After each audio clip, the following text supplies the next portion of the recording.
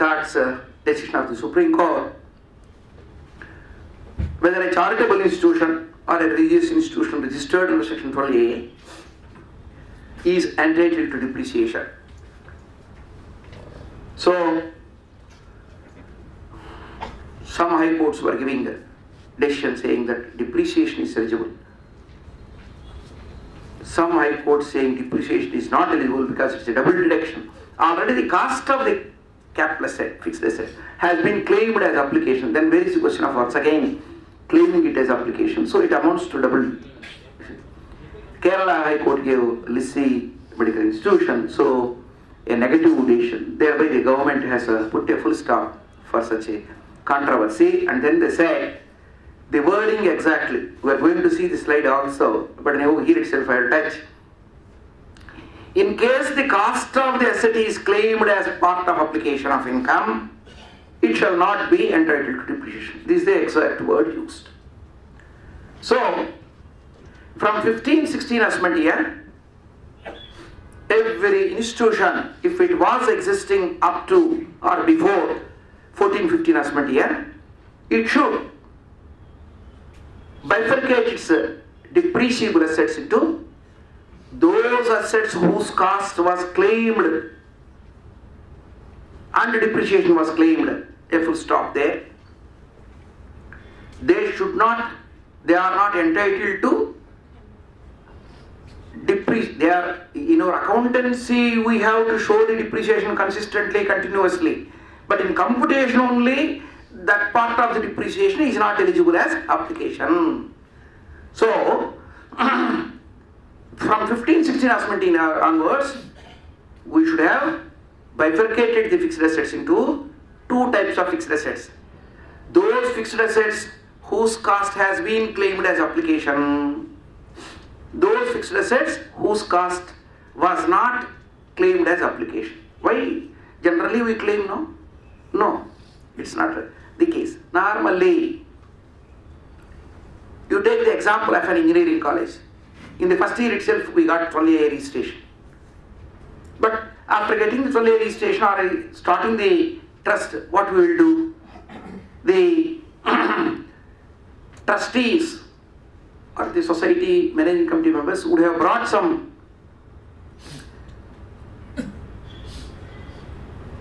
subscriptions, donations, corpus fund donations, maybe 10%, 20%, 30% of the total engineering college project cost. Because the AICTE says, unless you are registered as a charitable institution and the land is registered in the name of the society. Nowadays, CBSE syllabus high schools, unless the land building is there in the name of the trust or society, CBSE board will not give the recognition. So school also should get the registration. Account section. Very sum up in it. Charge for half an hour charge. So, the engineering college would have availed a loan, say 25 crores loan, 15 crores the trustees who promoted the college, so 40 crores. But in the very first year, is there a possibility for the engineering college to get the income of 40 crores? No. Because in the very first year, engineering college, only one first year people and the two maybe 4-5 sections will be there. Only after 5 years completion a cycle, all the sections, all the branches, maybe it may come in the 5th year, 6th year for a break even. So, what the Income Tax Act says, capital expenditure in the year in which you have incurred, only if you have income, you can claim as application. Here, in the very first year, there is no income. So normally for buildings like big assets, generally no institution in 1 year itself will have sufficient income to claim the cost. So the possibility that before 1415 itself, some assets you would have claimed the cost as application from the income, for some assets you would not have claimed. So, to the assets for which you have claimed only, you are not entitled to claim the depreciation. For the assets which you have not claimed the depreciation, you could not avail the cost, then those assets are eligible. So that's how you should make it to two. Number one.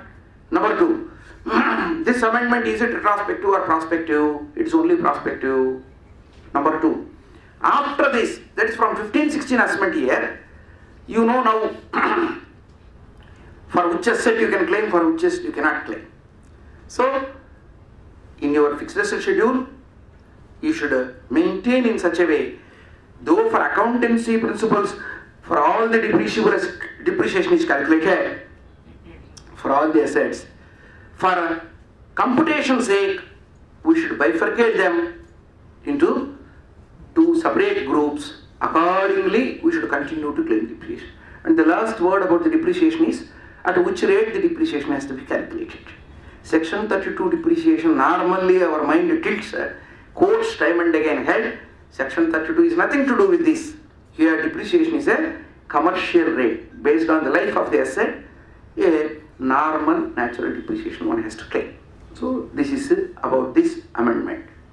Then third, we are having substantially financed. Quotes time and again what is meant by substantially financed, where it is used in section 1023C, small 3AB, educational institutions. So all the universities, you take University Grants Commission availing, UGC funds availing, state universities, central universities, they are all autonomous bodies. So every autonomous body, being an artificial juridical person, is bound to normally compute the income if it is having taxable income. So this 1023C small 3AB exclusively those institutions which are substantially funded either by the central government or state government, their income is totally exempt, unconditionally. They need not file the returns. So, in 14 Finance Act, what is meant by substantially financed is defined, 51% or more. And then 2015 Finance Act, they were made to file the return by amending section 139. So from 16-17 assessment year onwards, all such government funded educational medical institutions are now from 16-17 assessment year onwards bound to file the return of income. But the whole question, because I am dealing with two universities, the whole question, are they maintaining the accounts on double entry bookkeeping? Are they preparing their income statement balance sheet up to 15-16 assessment year? Anybody who is dealing with the university here, sir? At least Pallavaram Municipal Corporation? Anybody? Because I have gone there, taken a class for because ICI Institute insisted double entry bookkeeping system, local bodies, new standards. So they wanted me to take a class, so I have gone there. So these universities, majority, central universities are following double entry bookkeeping system, accrual system, balance sheets. But state universities, majority, yes, on this date also, those from 16-17, the return filing is made mandatory, are not following double entries. What they are following? Receipts and payment account. Receipts and payment accounts will fail budget. That itself is the audit by the local fund auditors. So, from 16-17 when they made it mandatory, it's becoming very difficult for them because these universities are 50 years old, 100 years old.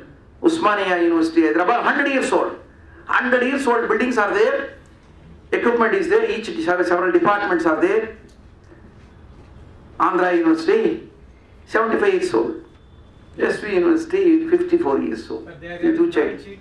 What is that? You said they are following receipts and payments account. They are having balance sheet. No. No balance sheet, no audit. For decades. But now you have to file the return of income. The return of income, unless you follow the double entry bookkeeping system, even under a cash system, let us say. But the governments have insisted they should turn into accrual system. So I have converted 2 universities into double entry bookkeeping system. So the experience I am trying to say, the institute is having sufficient material how to convert a single entry good old institution into a double entry institute material in the website itself. You can download, you can follow the systems, procedures, and then you have to do it. So the government slowly want all of them, though they are all funded substantially by the government, they want them to file the return of income and claim the exemption under 1023 small 3AB, not necessarily having 12A registration or not necessarily section 11. But though their total income is unconditionally exempt, they should file the return of income. Government wants it. So that is the substantially financial amendment. From 1617 actually return of income filing by those institutions is made mandatory. Then 4th amendment. For fresh 12A registration, not to reopen early registration. This is the beautiful amendment.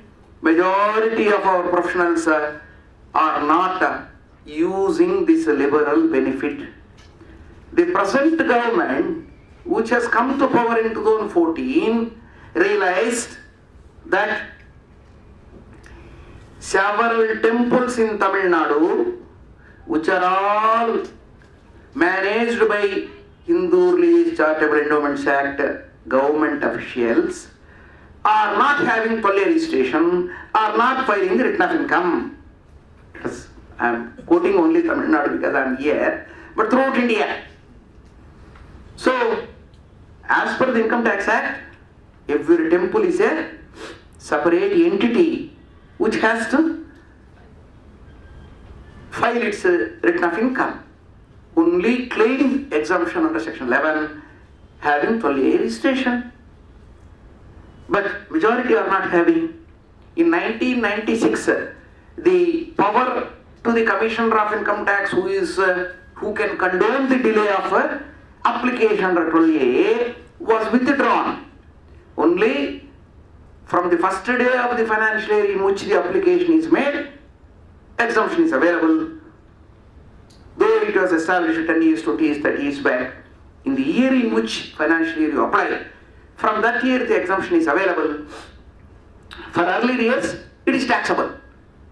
So, this government, without giving that retrospective, giving power to the commissioner, simply amended saying, in case an institution, trust or institution, applies after this amendment for 12A registration, A, if the registration is granted, B, though its earlier assessments are pending, the assessing officer shall take as if the registration is available, assessment shall be completed.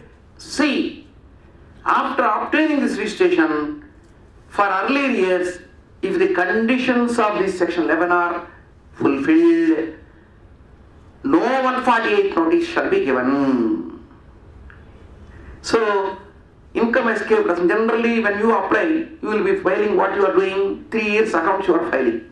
Majority common mistake what they are doing, while applying form 10A, that is the prescribed 10A under section 12A, first 3 years returns you will file and acknowledgement and statements you will file, which is a blunder. Don't do it.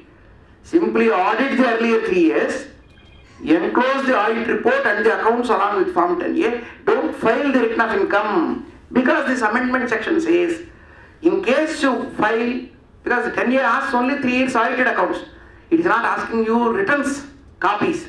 So if once they give the registration, the officer is prohibited to reopen, though you have got income, because deemed application.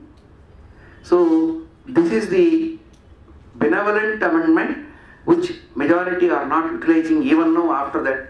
So better people should avail this benefit and then apply now, comply, because if I go to an extreme step, if I apply earlier 6 years also, they may reopen. So they are postponing getting the registration, afraid of going to the department and brooding on the subject. Rather than that, the government given liberal thing, one should avail and do it. Sir, temples are charitable institutions. Pardon, sir?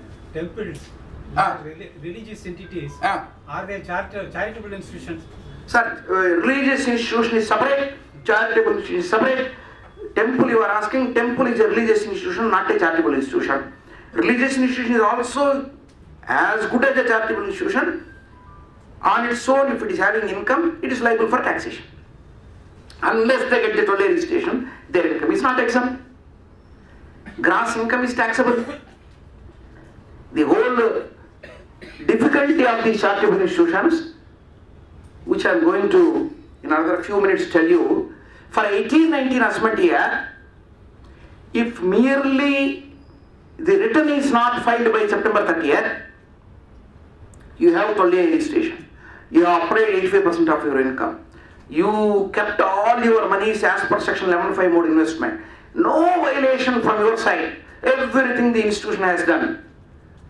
What it could not do, by September 30th it has not filed the income. What is the amendment now for 18-19 assessment year? Section 11 exemption is not available. Section 11 exemption is not available means your gross income, donations, you have applied for public purpose, charitable, temple receives normally undi collections, normally some ticket sale, something. So the gross income, without allowing the deduction, if it is taxable at 30%, how much serious difficulty? See the example. An institution is having 10 lakhs income. Institution applied 9 lakhs. Its surplus is only 1 lakh. But because it has not filed the return, on 10 lakhs, 30%, 3 lakhs it has to pay. Where from it will pay?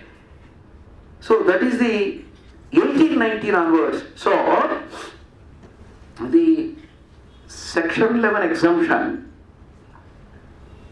if they have to avail, especially it will come after some time, 11.1d, any specific direction donation shall be excluded from the word income, 85% to apply. So that 11.1d you can utilize only if you have only a registration. Capital receipts you can keep separately in the FDs and only revenue receipts apply 85%. You are safe in running the institution. But if 12-year registration is not there, 11.1d is not there. But there's a recent case law which says that even if 12AA is not there, any corpus donation will be treated only as corpus donation. It will be taken directly to the balance sheet, not to be treated as income for purpose of section 11 or section 12. I think there is one recent case law. It specifies that irrespective of non-availability of section 12AA registration, corpus donation should be treated only as corpus donation. And there are 4 important decisions of the High Courts which Sir was mentioning. Up to 17-18 assessment year, those decisions of earlier years, judgment may come now. To which assessment year it relates is more important. Up to 17-18 assessment year only, even if 12-year registration is not there, capital receipts, like one person gave a land as a donation, 1 crore land. No, 1 crore land is not taxable, though 12-year is not there. That decision Sir is referring. Yes. Sir, that is valid up to 17-18 assessment year. From 18-19 assessment year, it is not valid. So those decisions are relating to early years. The law is amended. So I will explain it, sir. So from 18-19 assessment year, nothing doing. It is fully taxable.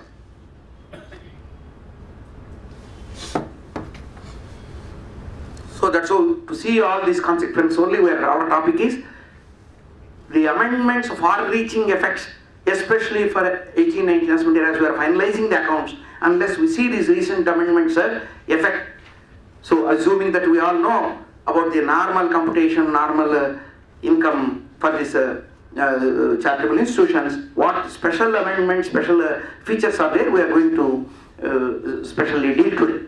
So the 12-year registration, If you obtain, there is no point of reopening. That is the amendment. Then the next amendment, cancellation of registration. There are two sections, 12AA3, 12AA4. 12AA4 is the amendment. Before that, 12AA3 was there.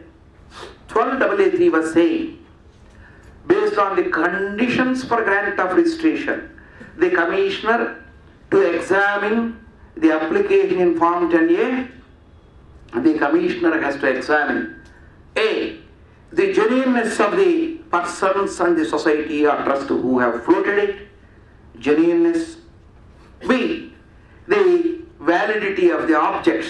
Are they really charitable? Are they really religious? So only the objects he should examine. Only these two things, nothing else he should see. That means in the past 6 months, what activity you have done? They are now asking, you have applied 6 months back, now I have to decide, have you really opened a bank account? Have you contributed money? Have you started the activities? Sir, it is irrelevant, sir. No. To prove your genuineness, I am asking. Indirectly, route is coming. Sir, we are all having PAN number, we are all reputed people. Unless you give the registration, if I give it, it becomes taxable. So 30% you want to collect. First you give the registration, then I will give. No. First you give the money and you use the money for a charitable purpose, then I will give the registration. That's how it's going on. So, that 12AA3 is having only two conditions. They have introduced 12AA4, very silently hitting amendment. If there is any violation of section 13(1), that is a ground for cancellation of registration. As I told you, 11 is an exemption section, 12 is a get the books audited, if your gross receipts exceed 2.5 lakhs, registration process. 13 is a negative conditions. That means if any of these conditions, if are situations, if you are falling, you will lose section 11 exemption. Section 13 says, in the following circumstances, section 11 exemption shall be forfeited. So section 13(1) lists out A, B, C, D. So 13(1) A, 13(1)13(1) For example, 13(1) Any money is invested or deposited other than section 11(5). Majority of the schools, July, August, because of a lot of admissions, they get some surplus money. The Income Tax Act says only in the specified modes of deposit investment. They will be tempted to lend it to XYZ, deposit in other than scheduled banks, private banks. So, violation of 13(1)(d). 13(1)(c), related parties transactions whereby related party gets the benefit. 13(1)(b), any charitable institution giving any benefit to a particular caste community. 13(1)(b). So, if these violations are there, then from 1516 Asmati onwards, Commissioner is having the power to cancel the registration. So now, what is the procedure? How to cancel? After cancellation, violation is in 1 year, cancellation is in another year. Now in between what happens? Based on this section 12-year registration, if 80G is given, what happens to donors if this assessment is without exemption? So these things in the coming slides we'll see. So that is the cancellation is a dangerous power, a very serious thing. So how to avoid that situation? What are all the serious things? In fact, this word 12-year registration cancellation now is such a dangerous thing. For example, we are having Pachappa College. It's a public trust. So many big trusts. Biggest to say Pachappa College. Pachappa Trust is the biggest trust. Thousands of crores properties. So, if once you cancel, the current assets market value minus third party liabilities is the accredited income. On that accredited income, 30% tax they have to pay within 14 days of cancellation. The Act says section 115 TD, which I am going to touch upon. So cancellation word is such a dreadful one. It is not tax on income, it is a tax on property. So that is the result. How it is, we will see. Now I am dealing synopsis. In detail again we will go, depending upon the time availability. So then 115 BBC, it's a clarification amendment. 115 BBC, anonymous donations. So, first precaution, for religious institutions having 12A registration, they can have anonymous donations. It is but natural. Many people go to church, they will put their money. Many people go to temple, they will put their money in the undi. So they will not write their name, address and then put it. It is for the Lord, let him utilize it. So what this anonymous definition says, if the donor's name and address are not available, identifiable, then it is anonymous. So the person who gave is identifiable, then it is not anonymous. So for charitable institutions only it is available. So some of these schools, colleges, at the entrance of the main gate, they keep Goddess Saraswati statue and their small hundi they keep. So why you invite a problem? If at all an income tax fellow visits it, he will say, you are having some anonymous, have you offered this? So there should not be any hundi in a hospital. Majority of the hospitals which are having 12A, they keep one hundi. They will keep one player statue and then in front of him, this money goes to staff, scavengers, or poor patients. So they put a inscription on the hundi box and they put the hundi. It's all unnecessary headache. So anonymous donations. Now, anonymous donations are taxable in the hands of a charitable institution, and to which extent the exemption is available. Out of your total donations, either 5% or 1 lakh rupees, whichever is higher. That means you have 90 lakhs as a identified donations, but 10 lakhs unidentified donations. Your clerk forgotten to take the name, somebody gave money, he is sincerely accounted for. So now 1 crore is the total donations. 90 lakhs is with name. So then what is exempt, what is taxable? So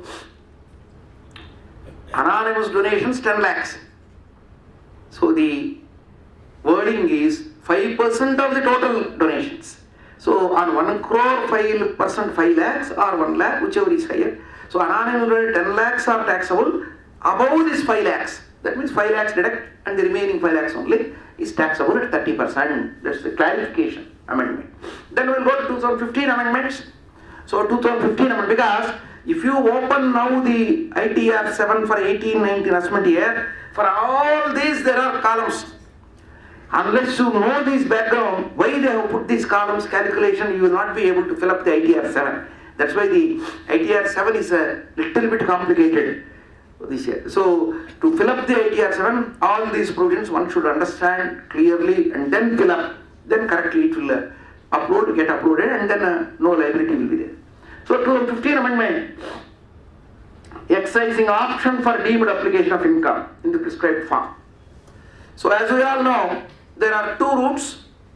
In case a trust or institution is not able to apply 85% of its income during the previous year, it has got 2 options.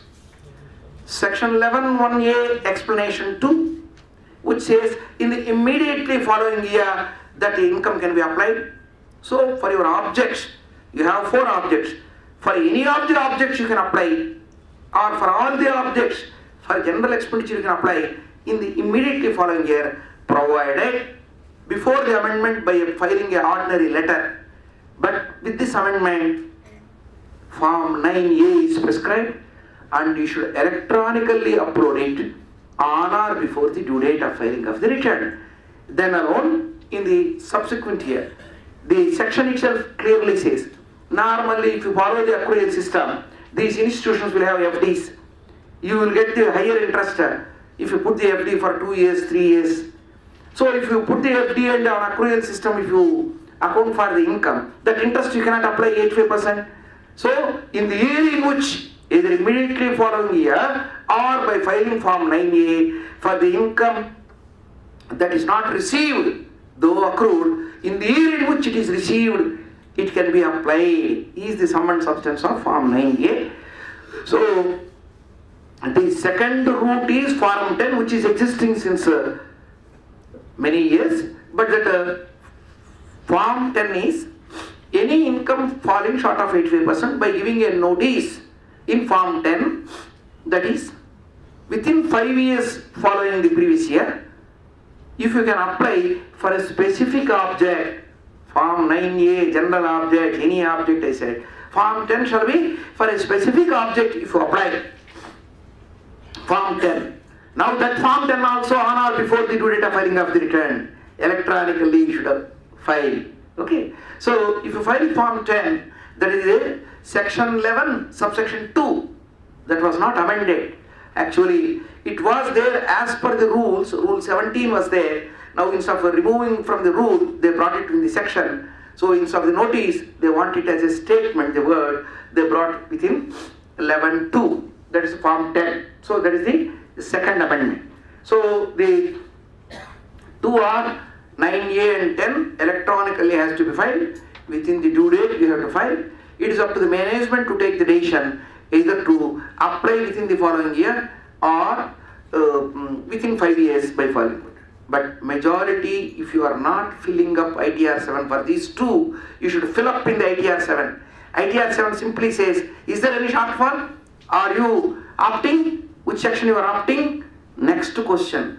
Have you deposited this money for which you are giving notice? In where you are deposited? You are opting, resolution, alright, yes, you will come. Then if you come to the next question in ITR, what it does? Where you are kept this? The word used is not income, the money. There is a difference between the word, this income for which you are giving accumulation have you deposited, or the money you have deposited. The courts and the interpretation is, the money means not the same income, same deposit. From some other income or earlier income accumulated, if you deposit, then it is sufficient. So the money shall be deposited. So once you give a notice, you are having in State Bank of India 10 lakhs, in Canara Bank 20 lakhs, in some other bank, Andhra Bank 15 lakhs. Your accumulation notice is for 10 lakhs. You should say, Andhra Bank so-and-so branch 10 lakhs, I am earmarking for which I am giving this form 10 notice. Then, next two conditions, second year, third year. Such Andhra Bank deposit only you should withdraw in the third year if you want to apply for such purpose. 3 years back, 15, 16 you gave the notice. Now 18, 19 assessment year. 18, 19 assessment year asks, which year notice you want to apply now? You have applied during the previous year, 15, 16. That 15, 16 deposit only have you withdrawn and used it. You cannot use any other money. The specific money for specific purpose only you have to use it. The ITR asks, it is the intention of the act. So which generally everything in banks are nationalist bank. Everything is drawn and utilized. That is not the act expecting, and I want you to answer in a general way. Specifically you should answer. Okay? So, normal WhatsApp joke comes to my mind. If a 10th class and plus 2 student in a over how many balls in a cricket means, normally he says, how many sir? 6 balls sir. The CA question, if it is there in the WhatsApp, CA student is not supposed to answer. In a cricket over 6 balls, if he gives wrong answer, 0. Why? There is only 1 ball. Bowled 6 times, provided there is no ball. If there is a no ball, 1 more time he has to bowl. All this lengthy answer he should write, then the CA student. So that is the difference between ordinary student and the CA student. That's how the section 11 says, if you want to claim exemption, you should put in the deposit, that deposit 2 conditions. That deposit shall be used for the specific purpose, no other deposit. And that deposit if you withdraw, as if your notice is withdrawn, in the year in which you withdraw, it becomes taxable income. Though you kept some other money somewhere else, if once you withdraw the deposit for which you gave the notice, accumulation of income, specific deposit, you have withdrawn it, then it becomes taxable income. So, if you try. Third, if you withdraw for the specific purpose you don't say, and some other purpose you utilize, then also you lose the exemption. If you want to change the object, you should you take a prior permission from the assessing officer. A school running institution gave the notice for acquiring a bus. Now I cannot acquire the bus in the third year. My income is so poor, so please allow me to acquire a computer. The change of object he must apply to the assessing officer. Section 11(3) capital A permits for him to give the notice and then change the objective. So that's how you should do it. So carefully, but casually give the notice. Come on, we'll see when the scrutiny comes. All computer picks up the scrutiny because artificial intelligence for this ITR 7, majority or say, to my knowledge, 10% of ITR 7s have ended up with demand notice. Simplified up to ITR 7.7, now 10% of the ITRs with the demand notices, computer raised demand notice, because this logic has not been followed. So now the 2015 third amendment substantially finance I have already explained because they are made to file the return of income. And then the fourth limb is you are having the definition of charitable purpose, section 215. The charitable purpose includes relief to poor, education, medical relief. The word yoga is introduced by this government as the revision. And then preservation of monuments, and then preservation of environment. And the last limb is, earlier it was the fourth limb, last, when four say items only were there. Now it is the last item. Advancement of another object of public utility. In the definition of charitable purpose, last limb is advancement of another object of utility. And this section 215 is having two provisos. Those two provisos are only with relation to advancement of another object of public utility. In the case of advancement of another object of utility, A, such institution, if it undertakes any activity in the nature of trade, commerce or business, or any service in relation to the activity of trade, commerce or business, it is no longer a charitable purpose. First proviso. Second proviso. First proviso will not apply in case, for 1819 Assembly Amendment I am saying, earlier it was there. In case gross receipts by way of fees in other consideration in carrying out such trade, commerce or business, if they were 25 lakhs or less than 25 lakhs, first proviso will not apply, second proviso. The 25 lakhs is removed now, they kept the present amendment is 2010 they kept 25 lakhs, 2015 they amended it to 20% of the gross, total gross receipts. That is the present 1819 Assembly year for which we are now dealing. If receipts in the course of such trade, commerce or business, if they are not more than 20% of the total gross receipts, then the first proviso, that is advancement of public utility is not a charitable, will not apply, double negative. Okay? So first is one negative, and for the negative, second proviso, double negative. So this is about the definition of charitable purpose with an illustration. In my next slides, I am going to explain these provisions with some illustrations. So the 2016 amendment, tax on accredited income.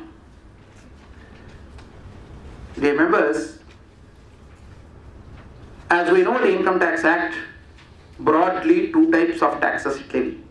Taxes specified in the Act, taxes on the general income as per the Finance Act of every year. The budget prepared and presented to the Parliament.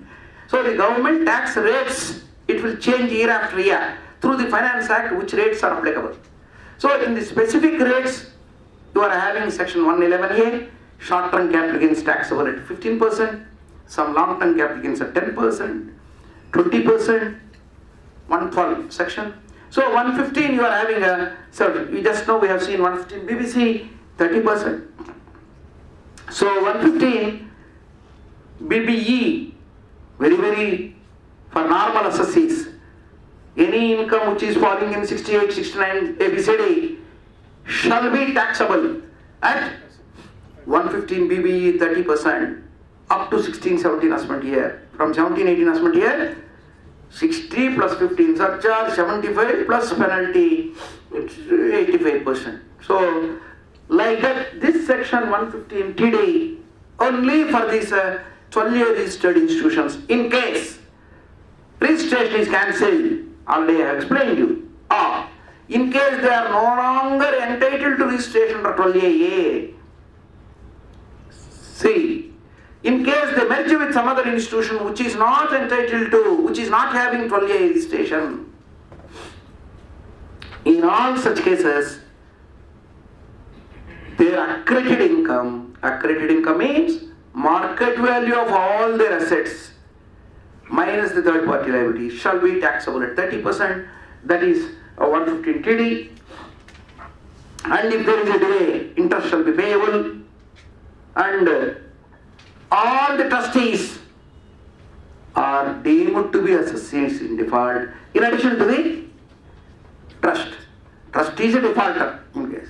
So, if trustee is not complying the law, not only the trust, all the trustees are also associates in default. That is 115 TF. So, we are coming to 2017 amendments, which are applicable for 2018-19 assessment year now. We are dealing with this 18-19 assessment for which we are filing the returns. So, this 2017 amendments, first amendment, as I have told you, if the return is not filed for 12A institution or 1023C institution, now if the return is not filed before the due date, if there is a delay, the income becomes fully taxable. What is income means? Gross income. Section 11 exemption is not there. Section 11 exemption is not there means 11 1D is not there.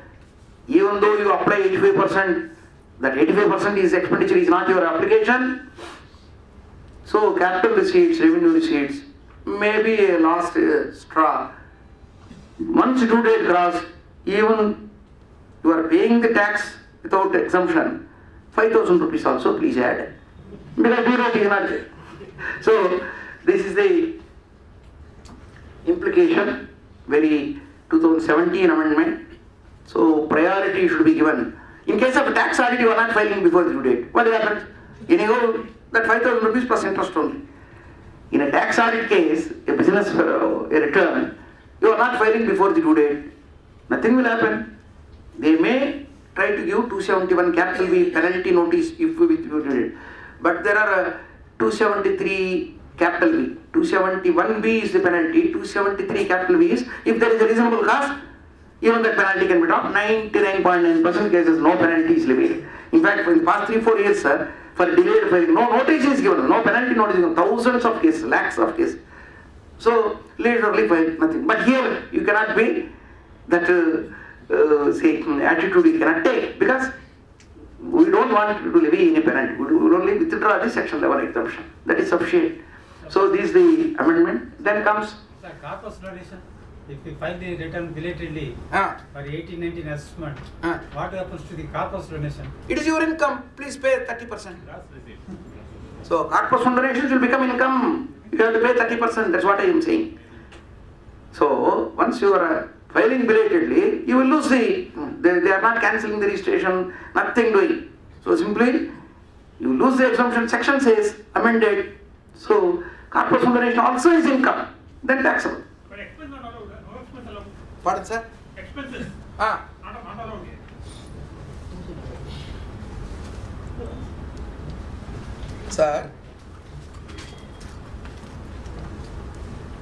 Sir, the expenses allowability, once you are not having 12AA.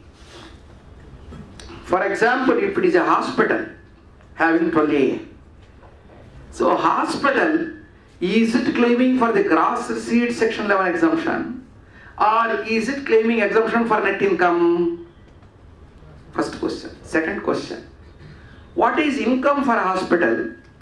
What is income for a school college is you are taking the gross receipt on conditions. It is not a donation, first thing.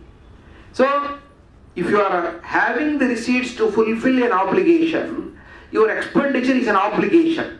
So income, the word, that gross receipt minus expenditure allowable, remaining is income, which loses section 11 exemption. But if you take a temple-like thing, where majority donations will be there, though you use the donations for your expenditure, that expenditure is not deductible from the donations. You are incurring the expenses. Sir, this year you got good donations. Instead of the ordinary gold crown, you will put a diamond crown. Diamond crown is application because you got the donations, sir. But 12 years you lost. Sir, I incurred the money for temple whitewash, maintenance. They are all discretionary, no expenditure will be allowed. Gross donations will be taxable. So the section 11 exemption, you should be very careful. If it is withdrawn means, what are the consequences? We'll discuss. Anyhow, briefly I have answered you. If you have still doubt, we'll continue. Okay, sir? Filing of return is compulsory by digital mode, by digital signature or electronic mode or by online filing. What is required? What is 1890? Sir, your question is if there is business income only compulsory, otherwise no. That's what? For charitable institution, filing of return filing, whether you have to use compulsory digital signature or correct. Yes, sir. So this ITR 7, is it a physical return possible? That is our question. Is it, sir? No, ITR 7, the audit report is digital signature audit report only, online report only. As I told you, Form 9A, Form 10 is online. No physical form is removed. So it is an online process only. No question of even audit report. The auditor should send them, they should accept it, attach it and then file the return. So everything is online, sir. Everything is online. Any other question, sir? What is asking is online is okay, whether digital signature is required or not. Sir, that online filing, again you are having three possibilities, no? EVC, electronic verification system. Three possibilities are there. If the bank account is attached, if demat account is there, or digital signature. Three possibilities are there. Online filing they said. Digital signature mandatory they didn't say. Online filing mandatory, that three possibilities are there. Once you file online, the three possibilities are there. Any possibility you take.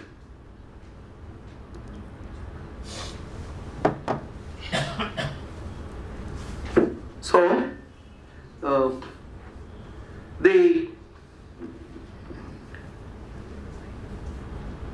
we have seen the first amendment of 2017. Coming to the second amendment, corpus fund. Earlier,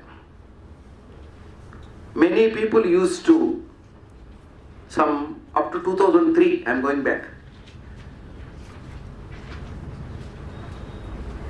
From the business, I inherited a business from my father. My father writes a will saying, my son, you please inherit the business, but 10% of the business income in my name, you create a charitable trust, use for CA students, CA education. So I inherit the business, 10% of my business profits, I pass a journal entry to so and so Mr. X Memorial Educational Trust. So I transfer the funds also sometimes. Pass a journal, claim business expenditure. It is allowable business expenditure. Because I inherited the business with a condition. The condition is allowable, tax avoid. Then this trust really will not spend 1 rupee for CA students. Only accumulates bank FD. Then, 85%, in those days 75%. Then it has become 80%. So accumulate. Notice Form 10. In those days 10 years, it is reduced to 5 years. So fifth year what they do? Buy this For 5 years, I myself will create another charitable trust. Now this time I will say for poor people relief. So 10th year the accumulated income will be given as a gift to the second trust. Second trust again after some time to third trust. So without spending, the money will be in some assets of this trust. Just like the political people creating the, normally if they want, limited companies. Because they are having so many followers, what they do? One limited company with 100 shareholders, that limited company will buy one property in Mount Road. So next year another limited company in Ekmore. So the limited companies acquiring property. You have seen all these things. So trusts are also many. So what they have amended, any trust from its current year income, if it gives a corpus fund donation or any donation to other institution only, it is application. From earlier year's income, accumulated income, if they give the donation, it's not application.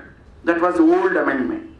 Now the present amendment in 2017 is, from the current year income, if you give an ordinary donation to another 12-year registered institution, it is application. If you give a corpus fund donation, it is not an application. That is the amendment. Why? These institutions which are not really applying their income for their objects, in the month of March, shortfall is there. Better you give a check to some other institution. That some other institution will give to some other institution, third institution. The third institution in fourth year or third year will give maybe the same donation. Anyway, I will get back my donation. So, income tax, no, Form 10, come on, do that. They have put a full stop by this amendment. If you give a corpus fund donation, no, you should give it for revenue. Thereby the receiver, the giver claiming it as deduction, corpus fund donation to others, as application. They were doing. Whereas the receiver, sir, it is a corpus fund donation, I need not use the money, I keep it in the bank FD. So they were doing. So now for the giver they didn't touch it, for the receiver, for the giver what they said, from 1890 assessment year, if you give a corpus fund donation, it is not an application.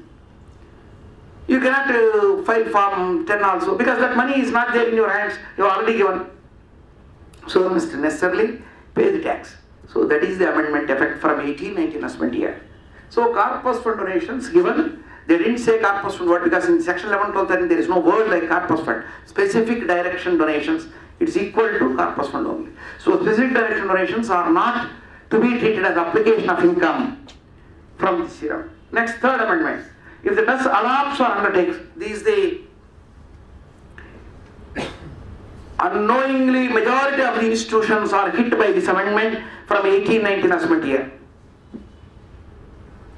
To which extent it is there, I will give an example. 3 days back, our SARC chairman, I am a SARC member, our SARC chairman 3 days back gave a appeal to all the members. Kerala floods are there, please liberally donate. He himself has donated 25 lakhs. We are all contributing. But what this amendment from 1890 assessment is saying, what is your object? Other than the object, if you take any other activity, it amounts to adoption, modification of your objectives. If you adopt or modify your objectives, within 30 days if you don't apply for fresh 12-year registration, your registration is deemed to have been cancelled. Majority of the schools in, let us say Chennai or any other institution, what they do? Kerala floods. Come on, please connect. Give the checks. I am opening a separate bank account. The Act principles, if you don't follow, you will repent subsequently that your given exemption is lost, then becomes taxable. For example, 1023 small 3 AD. What is 1023 small 3 AD?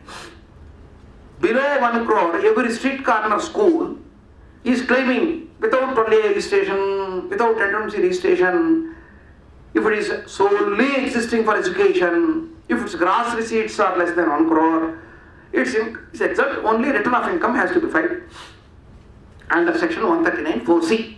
So they are all filing. But majority of the schools, what they do? Floods in Chennai, give 2 lakhs rupees, 5 lakhs rupees donation to Chief Minister Relief Fund. What is Chief Minister Relief Fund? Relief to poor. Relief to poor, is it your objective?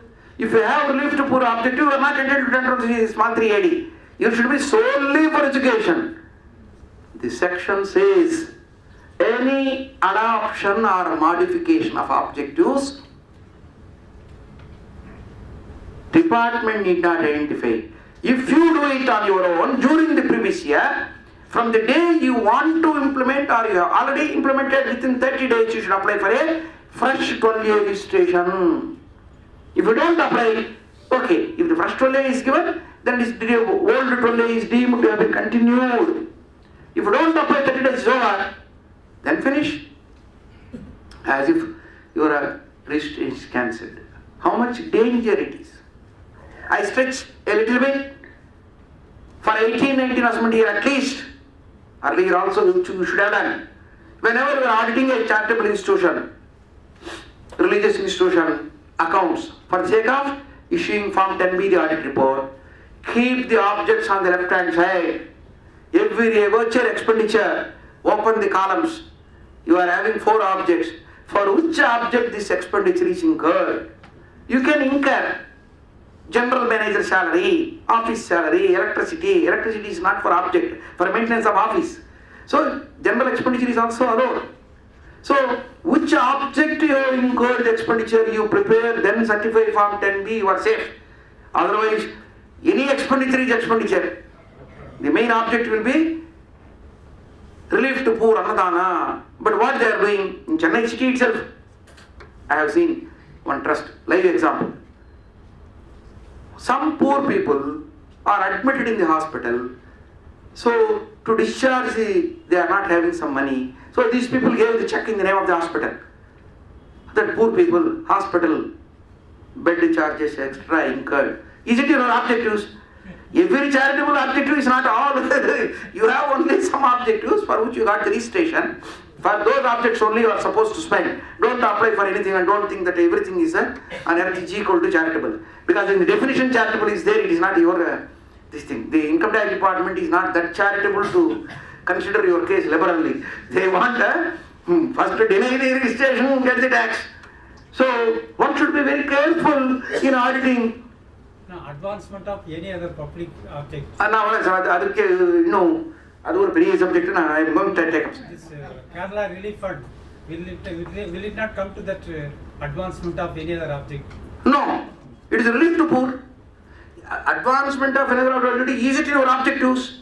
No, even if you argue, but it is not coming under any other object. Sir, please, whenever we read a definition, we should come to the last limb only when you exhaust the first limbs.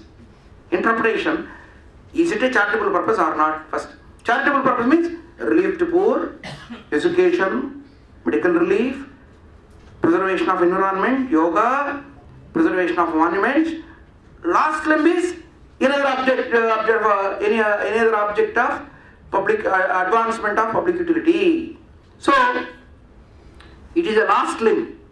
Before inserting these 3, say for example 20 years back there were only 4 limbs. What were the 4 limbs? Relief to poor, medical relief, education, advancement of public utility. But as they are introducing, they never introduce their 5, 6, 7. They introduced in the middle. This advancement of another public utility is always at the bottom. Why? That is a residual class. So once you give, it is relief to poor, not advancement of another. For argument's sake, I am bringing clarity. Kerala Relief Fund can also be for poor people. Okay, relief to poor, is it in your objectives? What I want to say, Advancement of any other that on your own you cannot assume I am doing advancement, you cannot say. In your written bylaw memorandum, there should be a provision for that object, advancement of another object of utility there. For example, this Tyagaraja Gana Sabha, Narada Gana Sabha. What they are coming? They are coming in this advancement of another object of public utility. Football promotion, cricket association, ICC, BCC, this, that. They are all coming in advancement of the objectivity. So, under which limb you are falling, you should see the charitable purpose. So, if you fall in that advancement also, yours is charitable purpose. I am not denying that basic argument. But expenditure should be for your objectives only, not for general charitable purpose which is approved by the Income Tax Act. Income Tax Act approves something else as a charitable purpose. But your accounts, your audit shall be for your objectives. Don't step outside. That's what the Act contemplates. Am I clear, sir? Please. So, this third limb of 2017 we are seeing is the trust adopts or undertakes. Here a small thing. The word trust includes society, for your information. As far as 11, 12, 13 is concerned, the word trust includes society. Normally as educated people, society is act, trust is trust act, how can trust include society? If you go to Maharashtra Public Trust Act 1950, the definition of trust includes society. That's why majority people sitting at the CBTD, that act only they interpret trust includes society. That's why for a society, if you want to apply, what you should do? AOP within brackets trust. Trust nature is, society nature is AOP. But unless you within brackets T you are not having, the fourth letter, you will not be entitled to use ITR 7. Okay? So, this is a very, very difficult thing, which accredited income, cancellation, registration, if you don't apply. So for 18, 19 assessment and onwards, this danger, how many people, 18 March is over, 18, below 18 they would have spent the money left and right. So now for 18, 19 we are certifying that no violation, everything is perfect registration, we are certifying. So whether their registration goes cancels or not, our certificate whether gets cancelled or not, we should be worried. That is better or this is better. So to that extent this amendment is there. Then comes ATC limit is reduced to 2,000 rupees. It's a political party's donation. So 13A, capital A, like that ATG, 10,000 rupees earlier, any amount, then some few years back they made any donation if it has to get a deduction, ATG, 10,000 rupees. That 10,000 is reduced to 2,000 rupees. And then this is the 56 to 10. So sir's question, I told you, no capital receipts. Sir, the Income Tax Act is mainly to tax the income, not the gains. The word difference between income and gain is, the gain is not add but fallen on you something, capital gains. So the capital receipts to the extent specified charging section 45 and read together with the definition of 224 are only capital gains head taxable.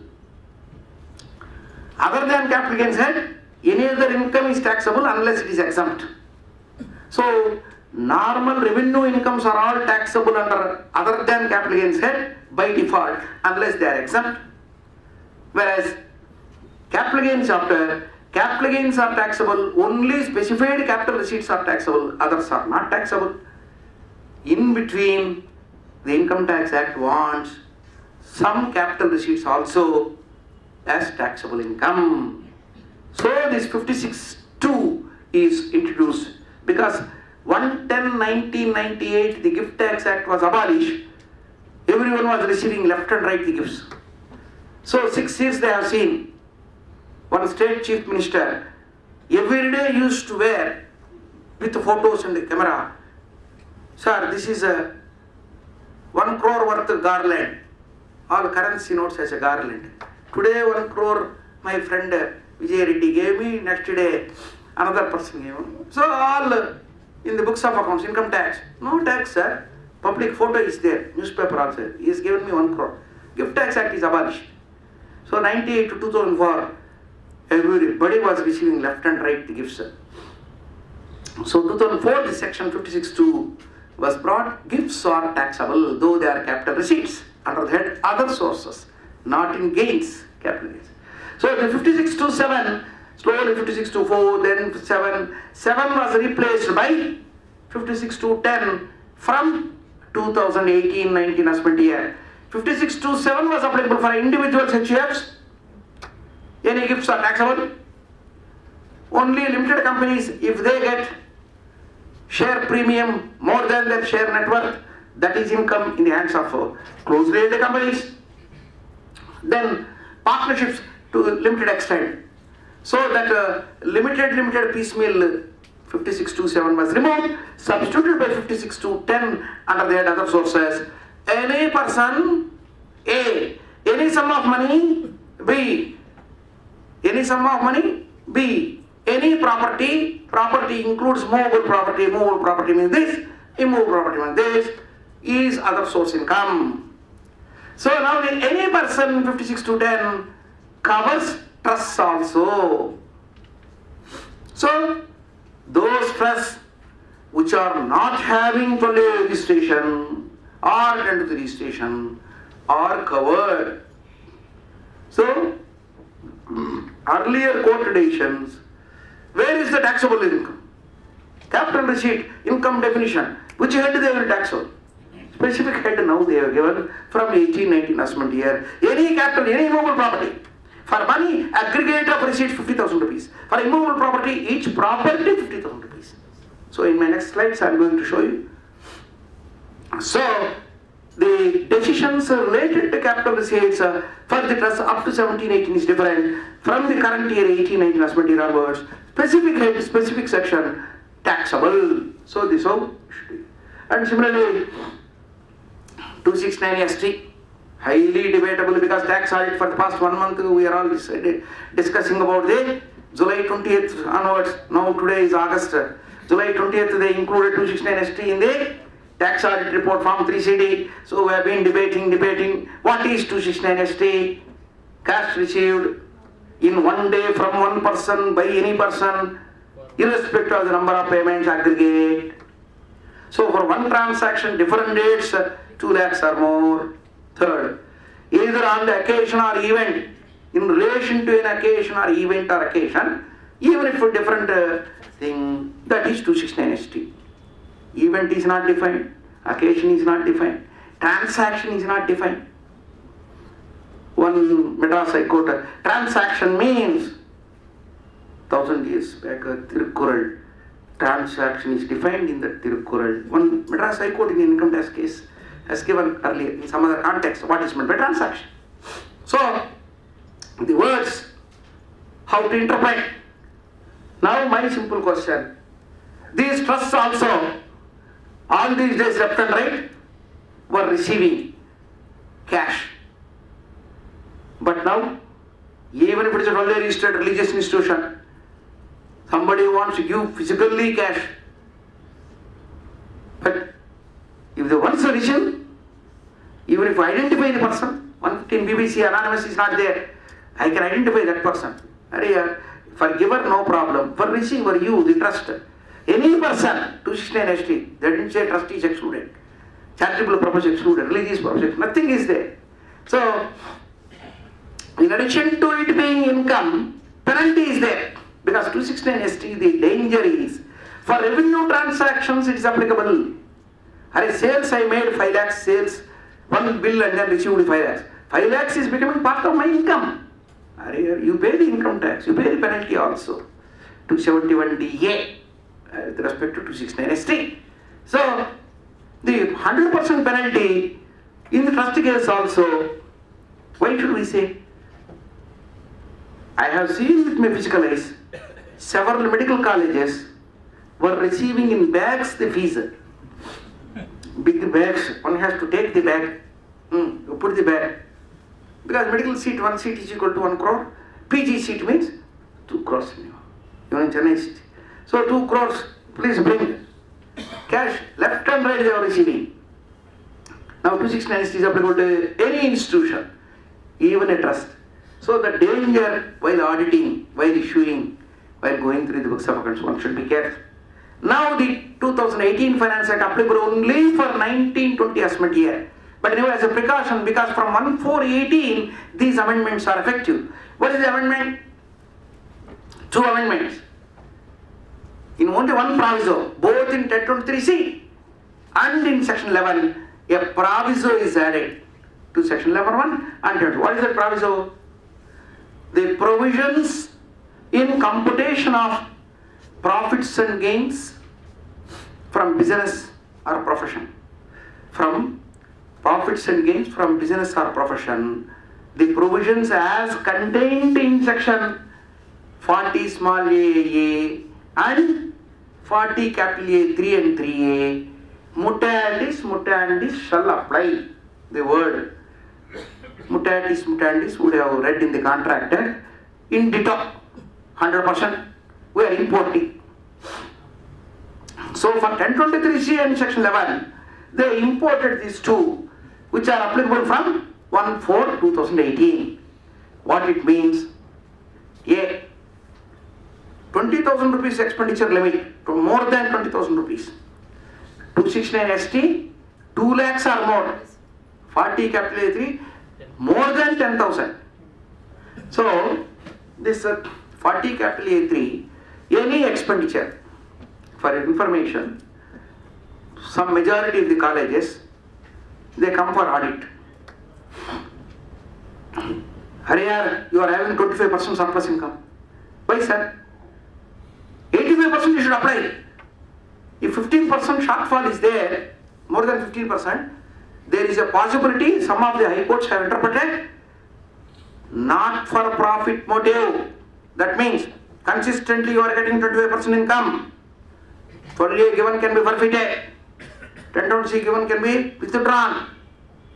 You should exist for not for profit in the act. You are getting every 25% surplus. That means you are not reduced your fees. Same question was put to ICA Institute by Delhi High Court. Every year you are having surplus income. Where is the question of non-profit motive ICA? Withdraw. Internal Department gave the notice and the High Court also saw it. Then somehow our intelligent argument, no. It's a statute created institute. Profit motive or not, keep aside. Profit is incidental. Give, okay, we got 1023C, 4, which was withdrawn by the department. So you refer in the Google, you will get all this case law. So the institutions, what they do? Sir, salaries increase, sir. How can I increase here? To bring it down to, yes sir, my engineering college, I have to, as per AICTE rules, I should employ 5 departments, 5 professors, 5 assistant professors, 5 assistant lecturers. Then you would have paid by check to them. The prescribed salary by the UGC or AICTE is one thing, actually lesser. Then daily 10,000. So that lecturer's salary is 60,000, you assume. That fellow would have paid 15,000 only.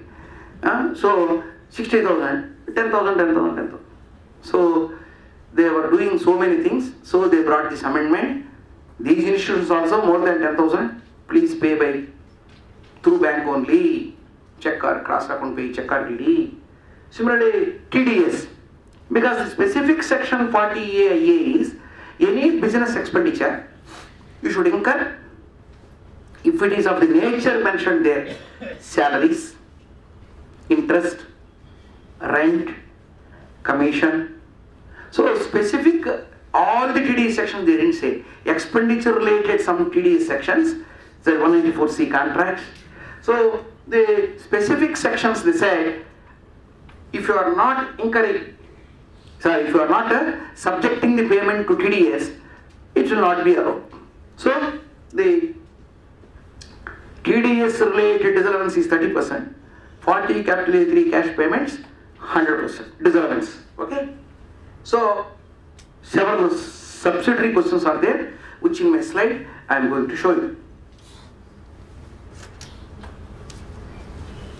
So now we will go to the other details. So the exemptions I have dealt with.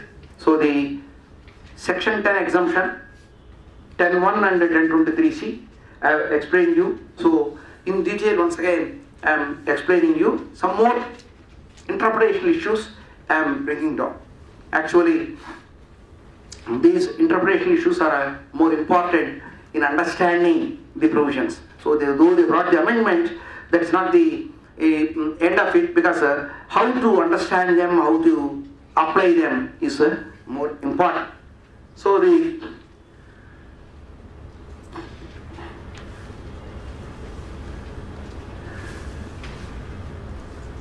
double deduction depreciation, I have explained to you. WDV method you can follow, and the depreciation, if you are having already a WDV, so how to continue it, as I have told you.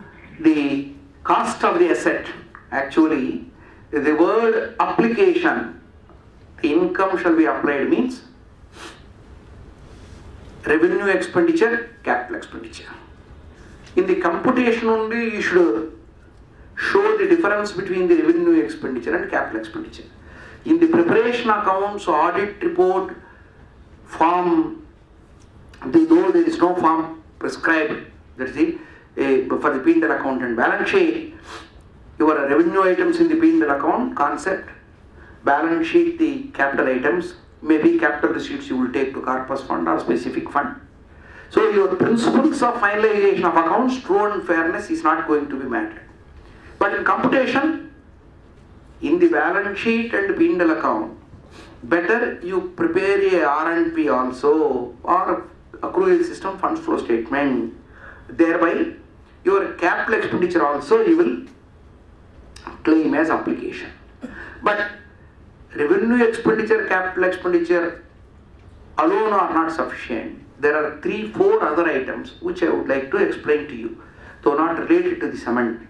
For example, I gave you an engineering college initially started with a bank loan of 30 crores. It has taken up the project cost of 45 crores.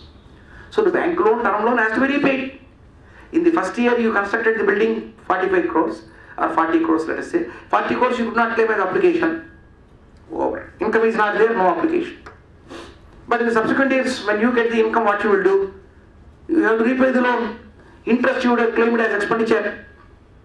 Now the principal repayment is application. So courts held consistently that any loan repaid is an application. So the capital expenditure also, during the year if you have building fund donations, so partly with your income, partly with your building funds you have constructed the building, then you cannot claim the total building cost as application. Building cost minus building fund donations or corpus donations you remove, remaining only from your income applied, remaining only you should claim. So this is how the computation part of capital expenditure, how to claim. Inner column, one should be very careful. Similarly, if you have sale proceeds of a capital asset, one capital asset is sold and another capital asset you acquired. For example, the same college, it sold its one building with land and it acquired another land and building. Now how do you compute the income? Your sold land and building is book value is 10 lakhs, sold for 1 crore. Now you purchase new building for 80 lakhs. Sir, I am giving you the example. In the computation, these interpretational issues, how it will come, I am giving you the examples. So in your books, you are having land and building worth 10 lakhs only, book value. You sold it for 1 crore during the previous year. 17-18 relating investment year, 18-19. Now, during the previous reserve, section 11, within brackets 1 capital A says, whenever there is a capital receipt on account of sale of asset, the sale proceeds, if they are fully utilized to acquire another asset, it is no longer an income. During the year, 80 lakhs you have invested for another land and building, suppose. So, now 1 crore is the receipt. Your gain is equal to book value you remove. 10 lakhs, 90 lakhs. But 90 lakhs is not your income, provided have you invested 1 crore. You invested 80 lakhs, then not a proportionate ratio. 90 minus 80 you should deduct. Remaining 10 is your taxable income. So, the capital receipts, and actually the government is liberal in saying any capital receipt, even if you keep for 6 months as bank FD, is deemed to be a new asset acquired. That 6 months also courts have interpreted, where is the sanctity to the board to give a circular that 6 months new asset shall be acquired.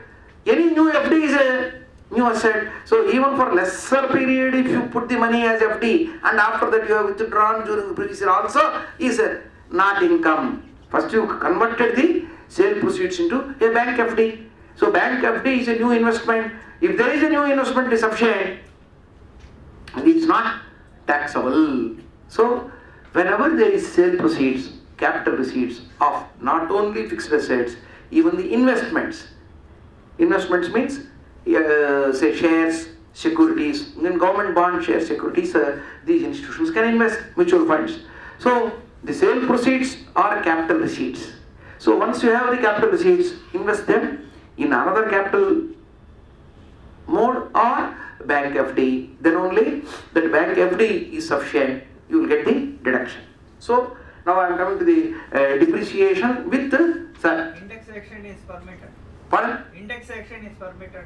No question of indexation. Computations of capital gains is 100% ruled out. We are not going to touch the provisions of the indexation. Is only in section 48, which is there in capital gains chapter. Capital gains chapter is not applicable to this institution. These institutions computation is a separate code. So no indexation. No indexation. So here the loans repayment, for example, earlier somehow you got excess income, you could not give form 10, you filed form 10, you paid the income tax. Income tax is not your object. To pay the income tax will not be there as one objective. You paid the heavily income tax. Is the income tax application? 85% you should apply to your objectives is the section. So is the income tax payment application or not? So the courts held income tax is an application, deducted. If we are not saying that on income tax again income tax will come. So if they have to necessarily allow even the wealth tax, income tax as a deduction application only.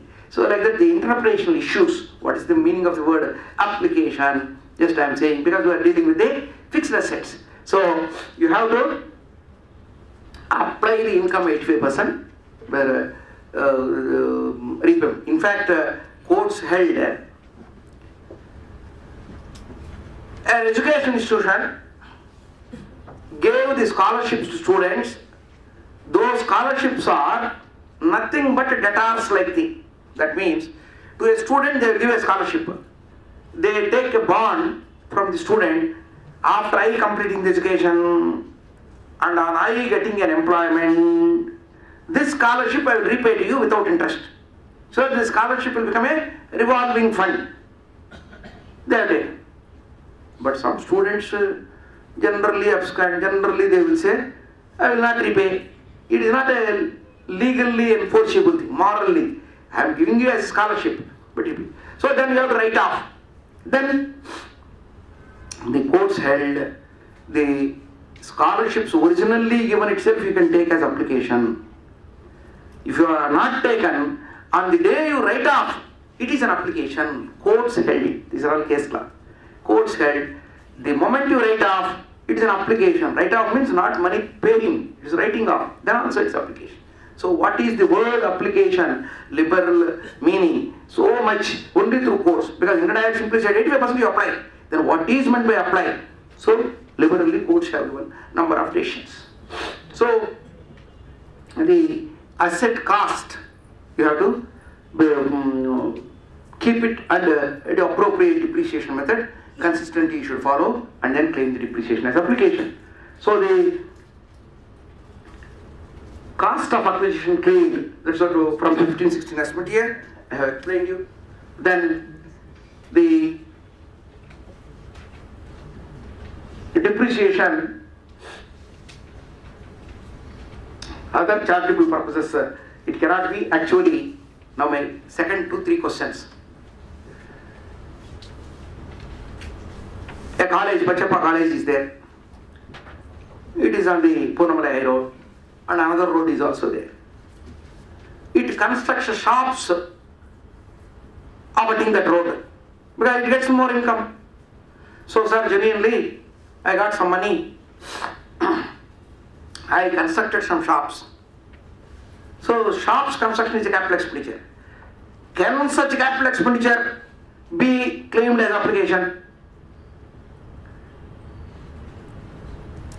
Sir, capital expenditure can be claimed. Can the shops construction be claimed as application? No, courts held.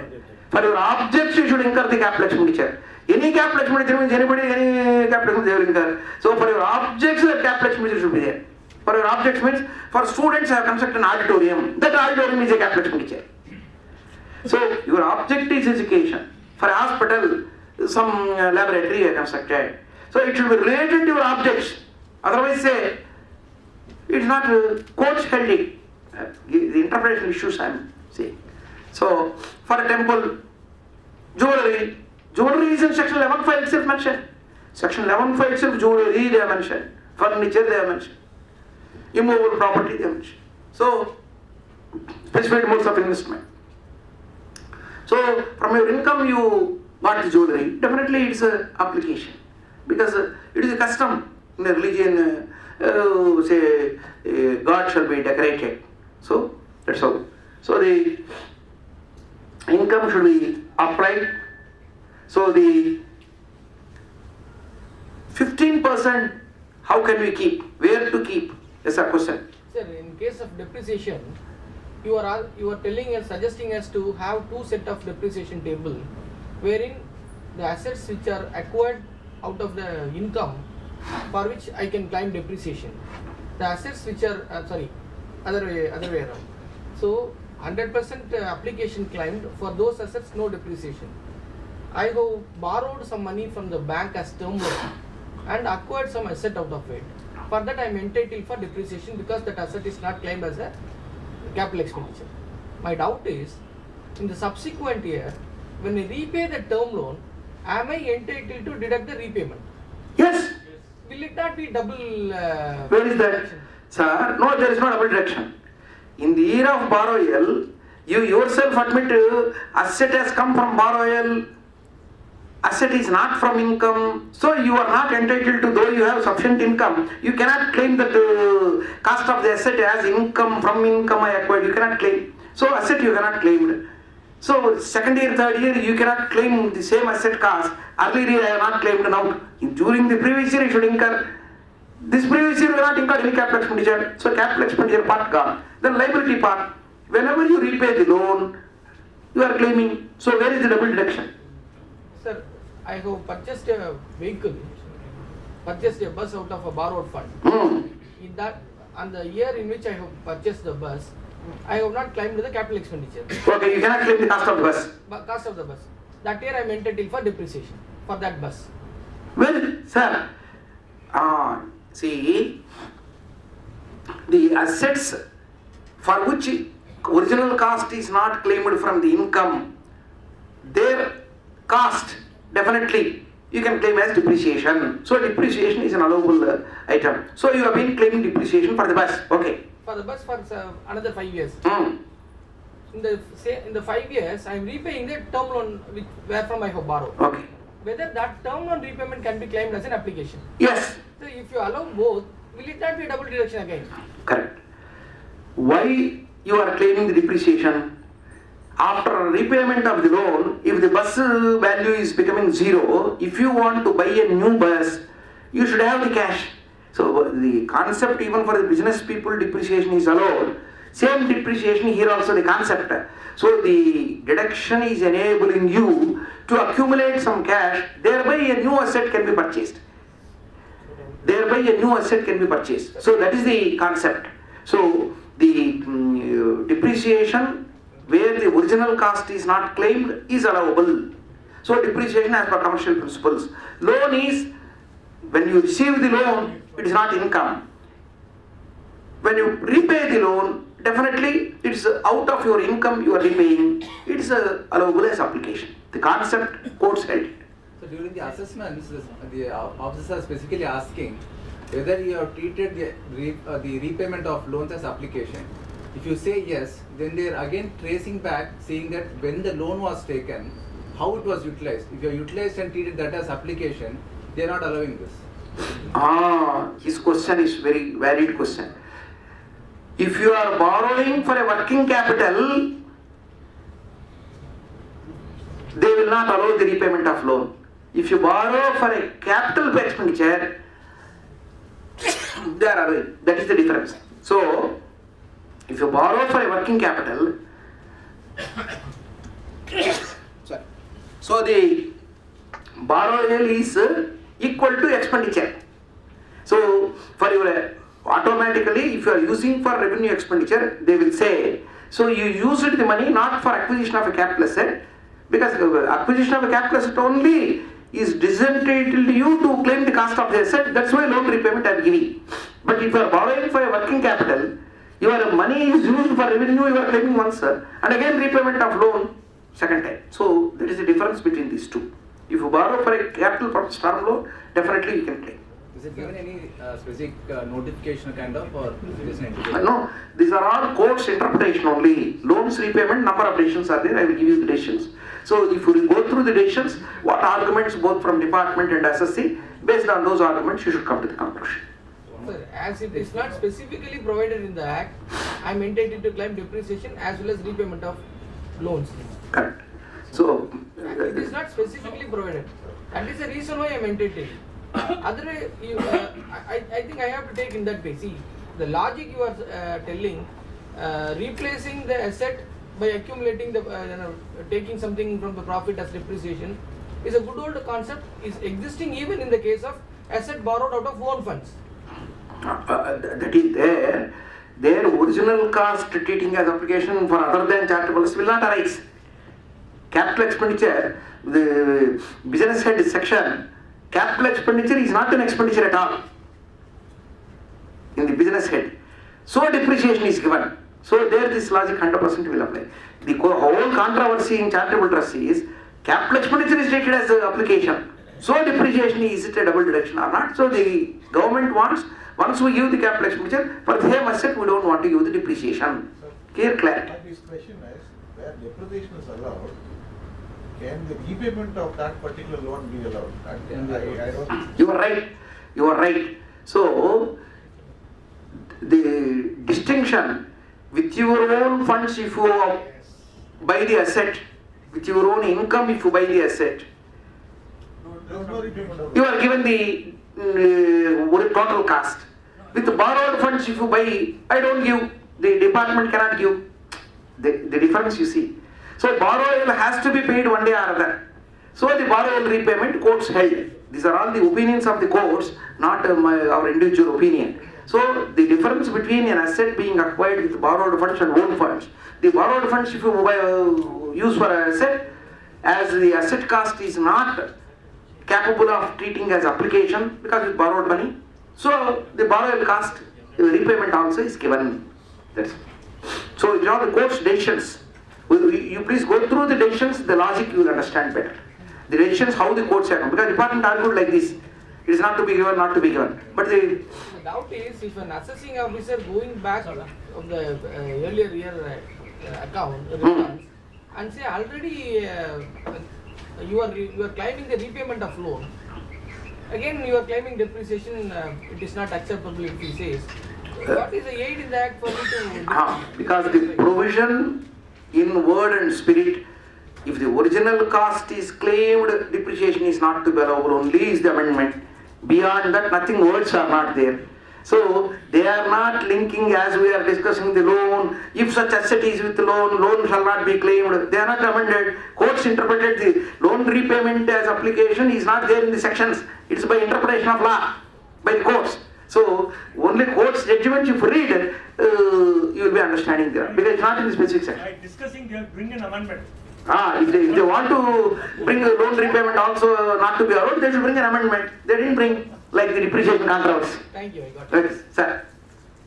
Sir, if capital asset like a property is sold by the charitable trust, Huh? can it be used for the objects of the trust? Why not? It is income. You use for your objectives. They don't prohibit you. If you want to avoid paying the income tax or treating it as income, they gave you a method. Section 11, subsection 1 capital A says, whenever you sell a capital asset, just like your 54 BF exemption, here also section 11(1)(a), whenever you have a sale of a capital asset, if you invest it once again, it's not income. If you don't invest, it will become income. That income you apply for your objectives, no problem. They didn't prohibit you. They didn't prohibit you. Suppose Trust A and Trust B both together are doing a project. So Trust B is actually expecting a fund to be received by them. But by the time the project has to be completed, so project A is giving a loan of say 50 lakhs to Trust B, and both together are completing the project. But in the subsequent financial year, the fund which are supposed to be received has not been received. So now Trust A fund, the loan which is being received by Trust B, can it write off or should it be treated as a receipt? So his question, how far you have understood, I will repeat the question for my understanding also. Trust A is there, Trust B is there. Trust A and B jointly have undertaken to take up a project. Trust B has to invest 50%, Trust A also has to invest 50%, let us assume. Trust B, when it could not mobilize the money, A said, on your behalf I will also spend. So A has spent the money in the first year. In second year, which the B trust promised to repay, has not repaid. So Trust A has to write off in second year. What is the legal consequences is question. Is it right? First of all, A trust should have 12-year registration, B trust also should have 12-year registration. Then both of them enter into an agreement without profit motive. My object is similar to your object. To achieve that non-profit objective only, let us use this money. Should be there in the agreement. Carefully, because unless you take this care, money for any purpose anybody can spend means automatically the moment you part with the money it become income. Second year, third year you forget. First year itself, the money if it is used for other than objective, finish. So for similar objects both should be there because one project. So both should enter into an agreement. In that agreement, I will spend the money, you will spend the money. In case one falls short, the other can advance. In case the others are not advancing, again writing off. All these things should be there because it is a trust. The trustees are dealing with it. In case the officer interprets that the trustees have entered into transactions in such a way that is a breach of trust, because it should not become a colorable device to park the money some this route. Ultimately money lost, sir. So many trusts, they enter into transactions in such a way, the trust will not realize the money, trust money will go. Ultimately, sir, it is loss, sir, it is some activity loss. So the courts and income tax department, are you really a trustee without loss, as if your personal money have you taken abundant care? So in the first year books, if you say money recoverable from trust B, to that extent acknowledgement, legal right to collect should be there with you in trust A books of accounts that the money is given, it is recoverable, legally recoverable. So it is not an application, loan given. So within the objectives, yes, a 12-year registered institution, a school, another one is a college. School wants money. College surplus, they can give a loan to this thing because both are having education, similar objects, both are having 12AA, and there some 15% surplus is there. Out of that surplus, they are giving a loan to this thing. Nothing wrong. So for objective purpose only, instead of I applying, I am not treating it as application, loan only. Out from the not 85%, from 15% only I am giving. and again take back. Nothing wrong, no violation. But in your case, you are writing off in the second year. If you are writing off in the second year, if it is for the objects entered into, writing off is application of income, allowed. If it is not for the object, writing off is not application. Then taxable income may come. So two possibilities. For the trust B, how they have to show in their books of account? They have to show it as a receipt or they have to adjust to capital account? No. Because the loan received is now not going to be repaid. So they have to treat it as a receipt or they have to adjust it to capital account? You are right. So for trust B, so trust A bad debt written off application because what happens to trust B he says. So trust B, first year it will show as payable. Once it is payable, expenditure it books. For the project expenditure it books and payable it says. That means you claimed excess expenditure. Second year you are not paying 1 rupee and they are writing off. Your outstanding liability will become 0. Then bring it back to income because earlier you claimed expenditure. Now it bring it back to income. That is the correct way. So income means taxable pay. It becomes taxable because you are not applied 85%. This is cash not spent income entry. Then also it is income. So earlier you reclaimed expenditure. So that's why in the charitable trust, the 1 year excess expenditure can be deducted in the subsequent year income. This is also case law solved. There is no specific section. So earlier year B trust claimed the expenditure without money, with its own money, no money on journal entry basis. A payable to A. Second year payable to A is disappearing because it is becoming income. That means that is the correct way of taking it. Previous year excess utilization, can it be brought forward? Correct. So number of decisions, any trust, if it is having in 1 year, 2 years, earlier years excess expenditure, there is no carry forward of loss provision specifically, but earlier years excess expenditure can be set off from the current year income if current year income is there, as if deemed carry forward loss. Number of decisions. But in the return of income, sir, when we show, suppose this year's receipts are say 1 lakh, I've utilized 1,25,000. The return is not accepting it, sending back error saying that your receipts, your expenditure is more than the receipts. So it is restricting you to show only 1 lakh as your utilization.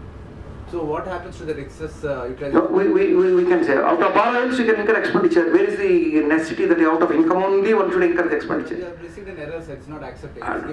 We should see that schema.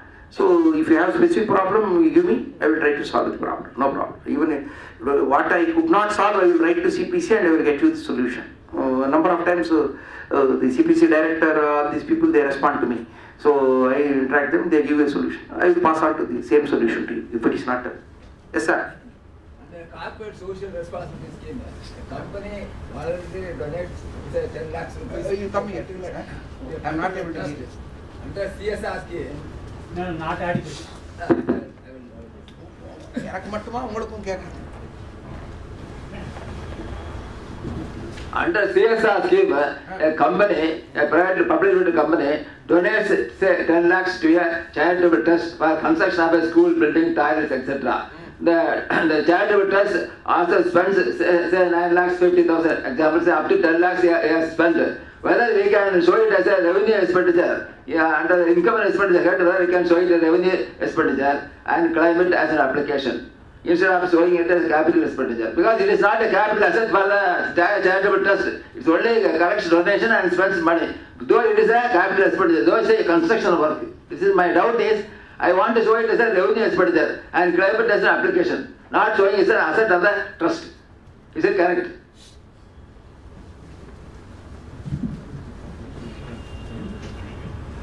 This is a common question. Sir only specifically asked. This is a common question.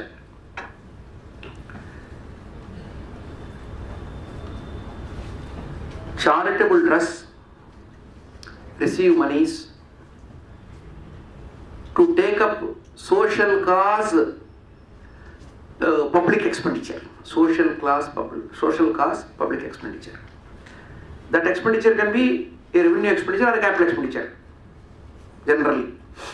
So a charitable trust received say 10 lakhs rupees. With 10 lakhs rupees it has constructed for a school toilets. Is the land and building belongs to charitable trust or somebody else? First question. Somebody else. It's a government building, school building. It's government school building. It is natural. We all here. We collect some money. So we go and construct a municipal school, a toilet. Now we have gone constructed. So now Sir's question. In the charitable institution books, how do you show it? Revenue receipt, revenue expenditure. Capital receipt, capital expenditure is the question. As far as the computation of a charitable institution is concerned, for such things, though your accountancy, even if you receive a capital receipt, for a computation it is a revenue receipt. For a computation it is a revenue expenditure. Because the land is not yours.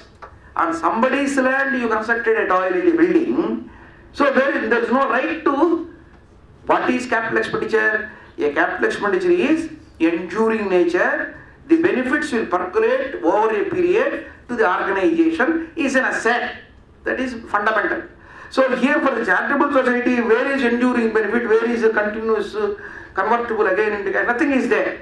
So it is a show it in the revenue side income, the receipt from the company, show it as expenditure, toilets expenditure in the revenue expenditure. That is the answer. Clear, sir? Second question, subsequent question. Please. A very common doubt why he said. FCRA deposit you will receive, FCRA grant you will receive. Same purpose. I am running a Rama Social Welfare Society. So this Rama Social Welfare Society receives from Germany 50 lakhs. What is the 50 lakhs? You should, for 50 schools, you construct a extra library building.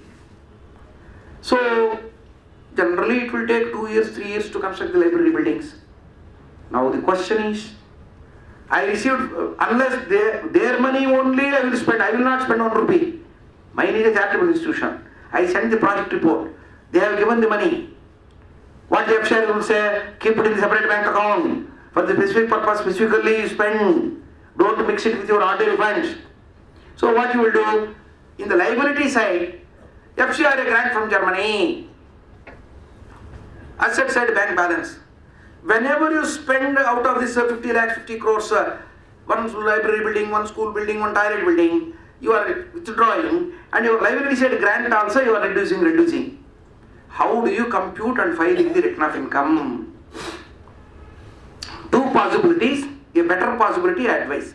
Two possibilities are, this is only in the year in which you spend the money, that much only you take as your income, you applied. Compute both the things in the computation, not in your income and expenditure account. Income and expenditure normal, balance sheet normal. But in your computation for this particular society or trust, to the extent you applied, you take as revenue receipt and apply. This is the first possibility which majority do. I say there is a 50% danger. The assessing officer will say the money received is for you to spend in the current year or future year. Money received is your income. Why you are not admitted? At that time you cannot file Form 10, Form 9 when the taken up time is over. Danger, you are taking 50%.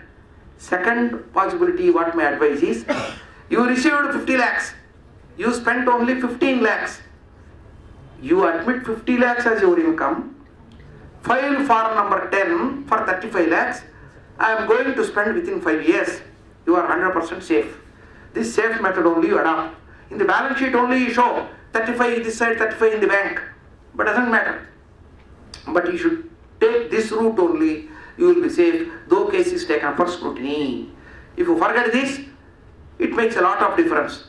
The SSC will not be knowing all these simple entries. The assessing officer will try to catch hold of you on the wrong foot. This is the advice. Yes, sir? What will happen if it is on the own ground? Sir, mic good. What will happen if it is on the own ground? Instead of third party land, your own land you are building it, you can still capitalize and take it as an application. Yes. Sir says, I am a school, on my own land, I want to construct a toilet, but somebody gave a donation. Doesn't matter. The donation if it is for a specific project, section 11(1)(d), corpus fund donations. Out of corpus fund donation you constructed neither income nor application. Nothing will come in the computation. Without receiving donation you are constructed on your own, from your income you constructed. So in the computation your normal income less toilets. Then you claim it is an asset, though it's allowed. This is how you should do it. Sir, shall we proceed? Because some more slides are there. We have to complete in the given time. But anyhow, I contemplated in the beginning that question answer should be minimum for 1 hour. I think 40-45 minutes we spent only for question answer in between. So somehow object is, so we are also mixing revenue and capital. So, the substantially financed, I have already explained you that especially the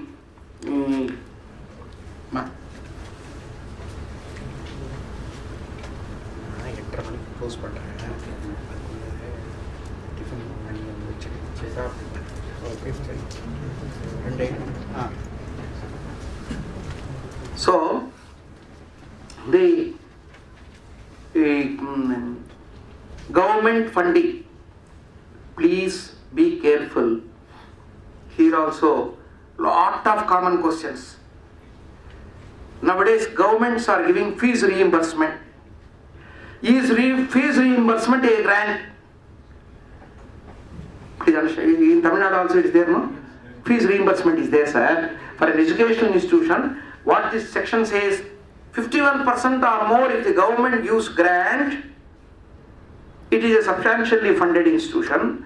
For a substantially funded institution, irrespective of below 1 crore, above 1 crore, mere filing of return is sufficient, its income is exempt. Now, government, what is government funding means? Government grants. The word, if you read that rule 2BBB, it says grants from governments. Now, my question. Fees reimbursement is giving, government is giving fees reimbursement. Is fees reimbursement a grant? Anybody who is dealing with education institutions will be knowing you have 40 students, engineering students. In Andhra, it is 5,000 crores per year the government is spending for engineering students. Everything fees reimbursement. You have 40 engineering students into 35,000 per year. Grant is given. Not grant, fees reimbursement is given. Now that fees reimbursement, is it a grant? Based on that, is it substantially funded or not, and then taxable or not, we have to discuss. It's a question. It is not. It's not a grant. Yes sir, anybody else? Fees reimbursement also takes 3 years to get. Pardon sir? Fees reimbursement also in Andhra Pradesh, it takes 3 years to get there. Takes? 3 years. Reimbursement to give. That's a very good question. Sir, governments assure you to give the fees reimbursement, but not in the same year. Normally student means 3 term fees. In a year, first term, second term, third term. All the 3 terms tuition fees, as you rightly said, after 3 years they are giving. So, I asked the majority of institutions to turn into, because they are following cash system. If they follow mercantile system, this fees receivable from the government they should show as accrual basis income. If they show accrual basis, the income will be more.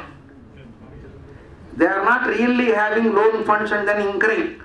They are only increasing the expenditure to match that and then claiming the fees reimbursement.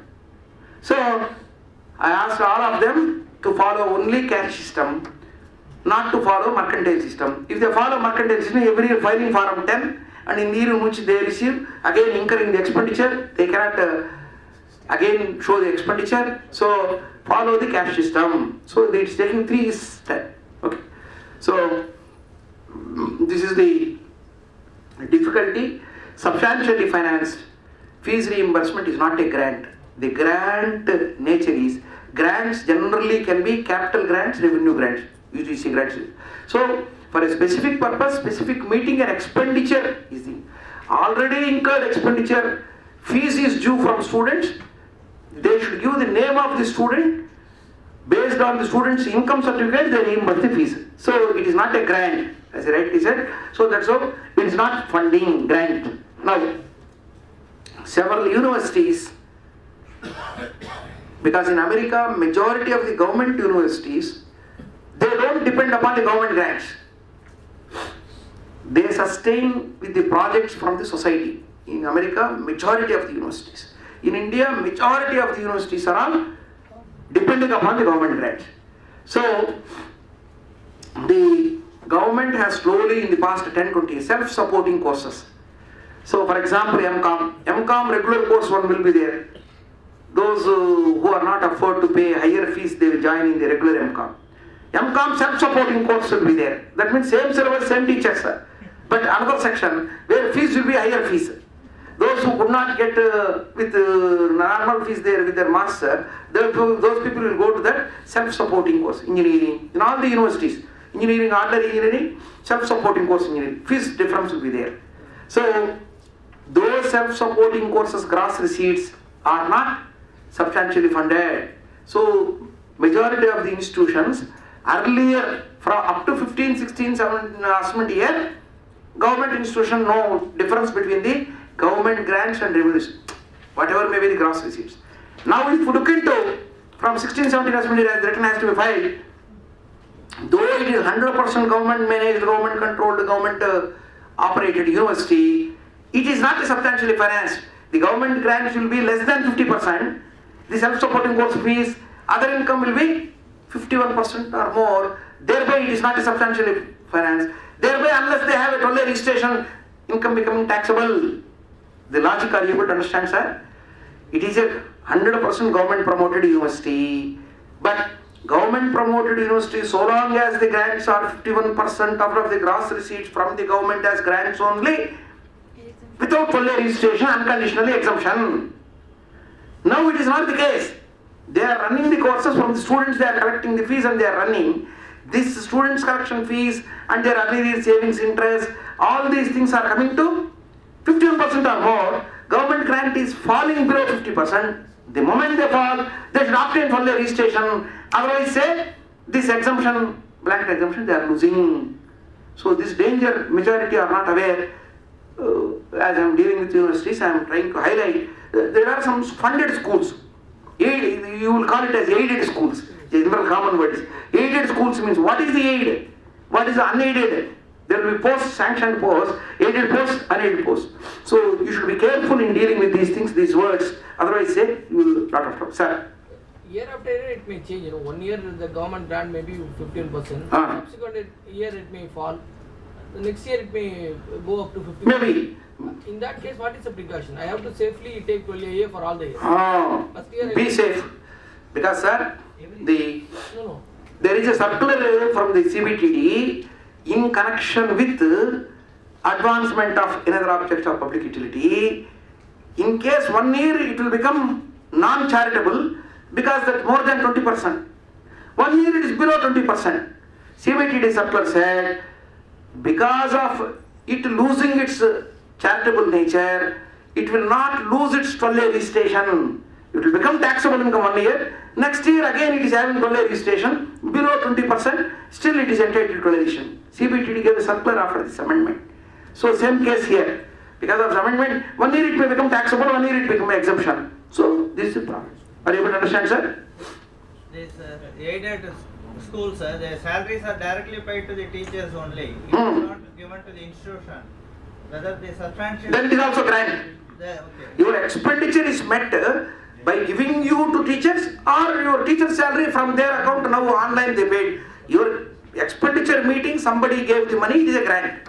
It is a grant. Substantial question we can ask. 51% or more of your gross receipts, then it's alright. So that means students' fees you are collecting something and salaries also reimbursed by government. That salaries reimbursed portion, if it is more than 50% of our total gross receipts, it is substantially financed.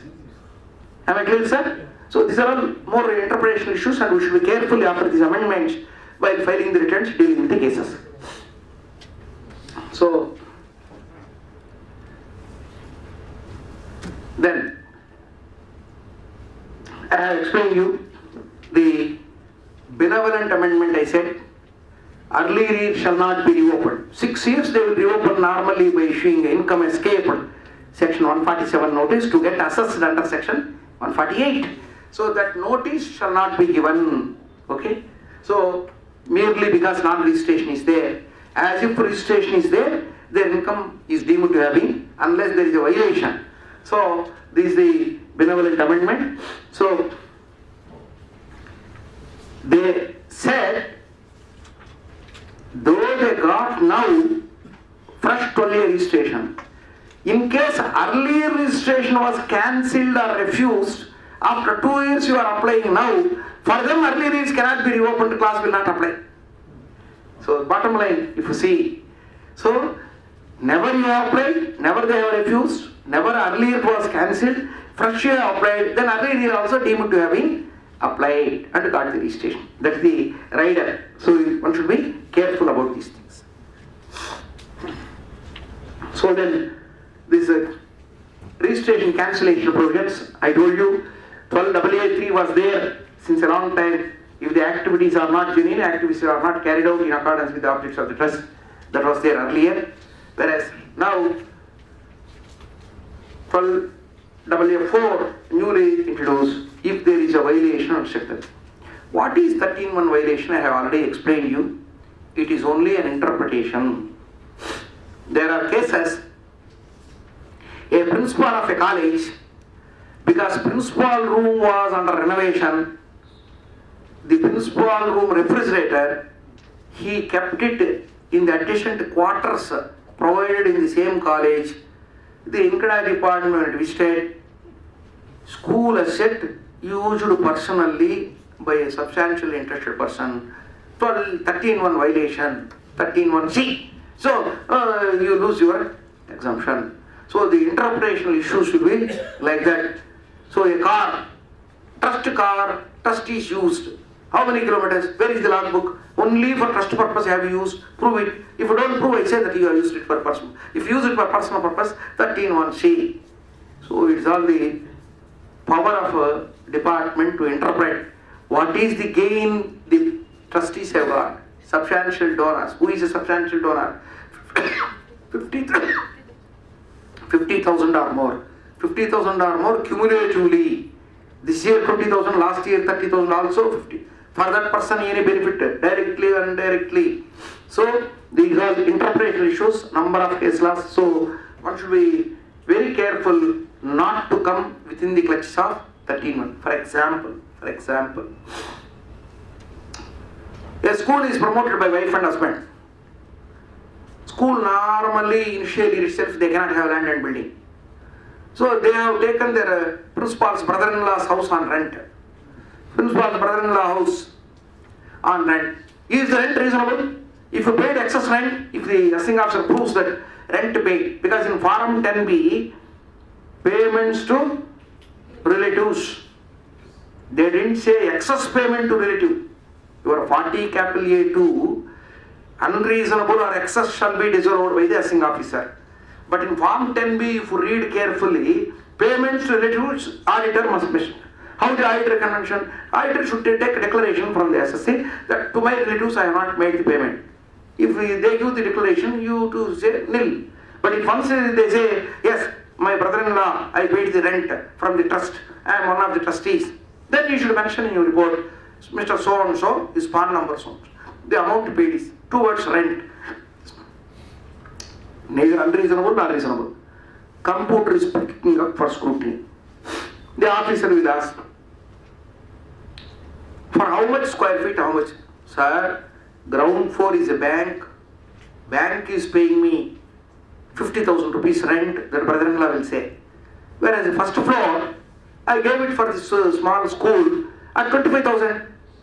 Naturally, first floor will be less. How much less, sir? Ground floor 50,000, first floor 25,000. So though the SSC proves that it is a reasonable rent, the officer can interpret that is a excessive rent. What's excessive rent? 12-year registration can be cancelled from 1819 as put it. You see. So the excessive, because you are bound to mention the facts can be interpreted in a different way which is going to ultimately result into a heavy damage. So one should be very careful with this amendment that 13(1) violation is not there, you should prove, and one should take abundant precaution, otherwise say this trust audit report, in fact 271J what it is, any certification, attestation by the chartered accountant, if it is not a correct certification, any wrong certification, auditor is, the institution will lose its 12A registration and pay the tax is different. Added to it, for that interpretational issue, the chartered accountant also is in trouble, you see. So that much danger is there, so one should be very careful. So the consequences, so as I told you, this is the advancement of another object. First of all, if you have some other object which is not relief to poor, medical relief, education, if you have advancement of another object, then during the course of that object persuasion, if any trade, commerce or business, what is trade, commerce or business is not defined in the Income Tax Act. These words are used. Courts have interpreted A. Yours is a public educating health magazine you are running.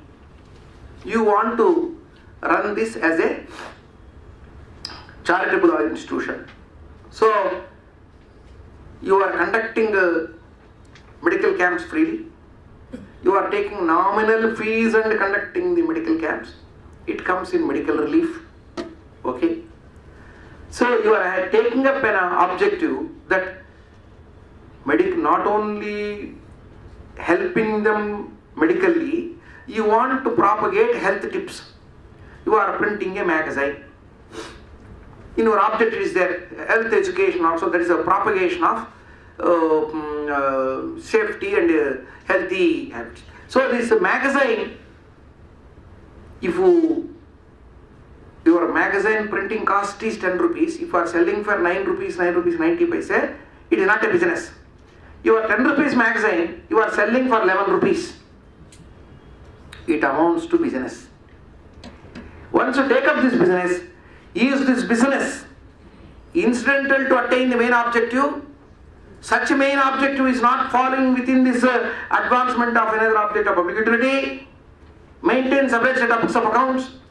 If it is 44 AB above 1 crore, get them audited. Use the income for your main objective. It is no violation. Section 11 exemption gravate. 2 examples. Every hospital is running a pharmacy medical shop. Hospital is coming in medical relief.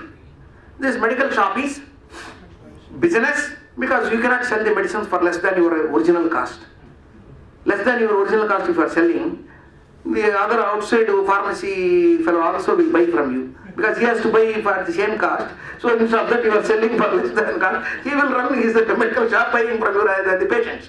So you have to sell for reasonable profit. Once you sell for reasonable profit motive, you are adding consistently, not one transaction, number of transactions consistently, business, natural. Business is to attain the main objective of medical relief. No problem. What the amendment is the proviso to section 215 charitable purpose is only applicable for, not for medical relief, education. Education, engineering college is running buses. Engineering college also is running buses. It outsourced the buses. Padimalar Engineering College, 20 buses will go in the row in the morning. So these 20 buses they don't own. Why unnecessarily we owning, maintaining, repairing? They outsource. Each bus per month 20,000. Their average calculated student. The students who are using it pay 22,000. So year after year you are engaged, bus charges are collected, bus charges are paid, surplus is there. It is a business activity. Because your main activity is education.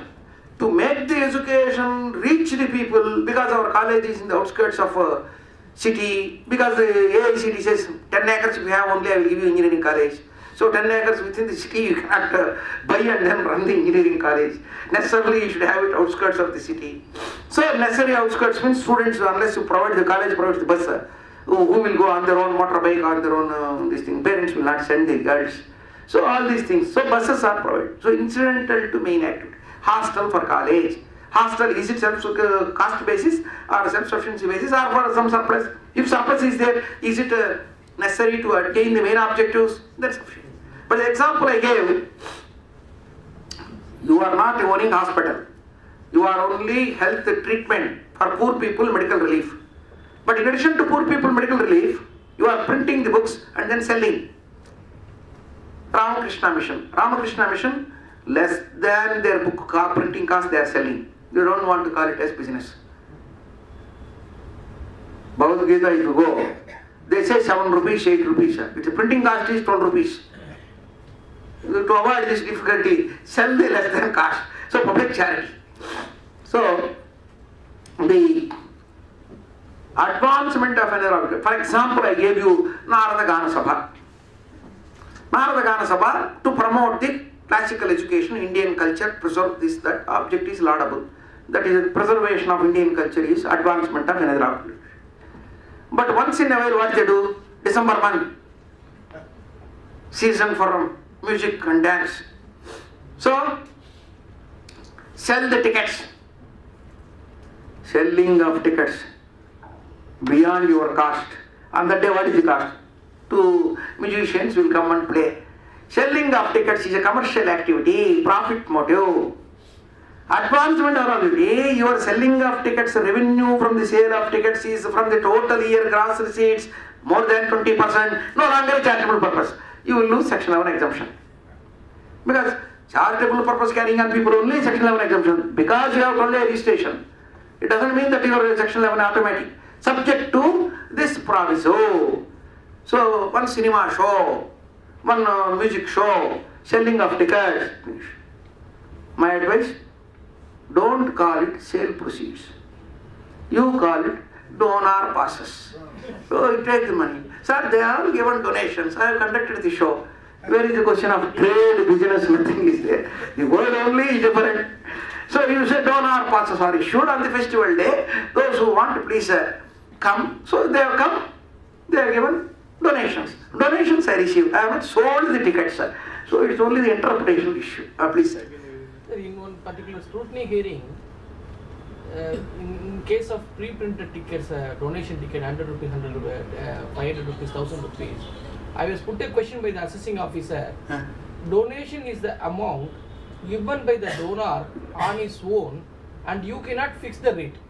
I cannot come and ask you, give me 500 rupees donation. I can ask for donation, you can give me 100 rupees or 1000 rupees. But if I pre-print the ticket, I faced this in one of the hearings, saying that you have already decided the donation and printed the tickets. How it can be hardly called as donation? But it is up to him to give that 500. Sir, fixing the amount is not the criteria. Difference between a sale of ticket and a donation is, for your money, I assure you a performance, it's a sale. For your money, I am not assuring a performance. You want to promote the art, you are given the donation. So I have allowed you to come and sit in. There, the care what you have to take, public are also allowed. One word you write, the technique to escape these things. All are welcome. Top brochure. Last bottom line. Public are allowed. Nadungalada idu 5,000 rupees, 2,000 rupees story. These are all the things, sir, because these are very... You need not print the 100 or 500. At the time of donation, you write and keep the rupees 100. To avoid, but at the time of scrutiny, already over. Our IT is facing a gone case already. So how to give the life to that gone case is the question. So these are all things, sir. One should be very careful, sir. So in a later ravine, I say, you, 50 of you, want to invite Ravi Shankar ji to SIRC. For 1 week, you want to have Ravi Shankar ji lecture. SIRC should not be burdened. So, you all, 50 people, this meeting organizing, Ravi Shankar's lodge, hotel, this car, flight ticket, everything somebody has to bear. So, the furniture, rent, electricity, you want to reimburse everything. So what do you do? If you open an account and if you say X donation, Y donation, all donation, donation and incurring the expenditure, no loss, no profit, definitely you are incurring tax liability. Simple technique is, Ravi Shankarji Felicitation Committee, subscription for electricity expenses, subscription for furniture rent, subscription for mic, public address system, only subscriptions, no donations. So subscriptions mean to meet the specific expenditure. Though not 12A is there, no section 11 exemption is necessary, it is a AOP, unregistered society, formed for 7 days, collected the money, money is not donation, for meeting the expenditure is equal to contribution, no loss, no income, no computation. That's how you should escape. Use the words correctly. If all the people give donations, then donations are all taxable irrespective of the expenditure, pay 30%. Even if unregistered AOP is liable under the Income Tax Act. So this is how one should be very careful. Not that I want you to avoid the income tax, but really there is no income. Technically, if somebody wants to come and hit you, you should also be technically safe. So that's how we should be there. So this is how the... Sir, when it comes to this religious trust, for temples they keep this entry ticket or the puja ticket. Will that be constituted as business for them? Because... Income, definitely. Any entry ticket in a temple is a income, revenue income. They are treated as business for them. But from Income Tax Act, not big danger. From Amendments Act, double danger is there. Those public people who has a public religious trust, even if they construct the temple, once they sell the tickets, the government endowment department is having the power to give a notification. It is a notified temple. Their officer will come and sit. He will decide the expenditure. You decide the remaining income collection part. He will decide the expenditure part. So that is the danger. So any hundi, any sale of tickets, they will come into play. For DDD also the same thing is happening. DDD is 100% AP state government controlled public trust. So any, whether Tamil Nadu Hindu Religious Act or Andhra Religious Endowments Act, this is the same thing.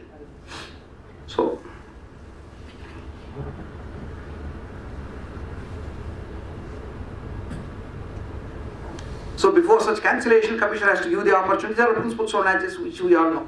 This is the 56-210 I have already explained you. So that is the amendment. That is a very dangerous thing.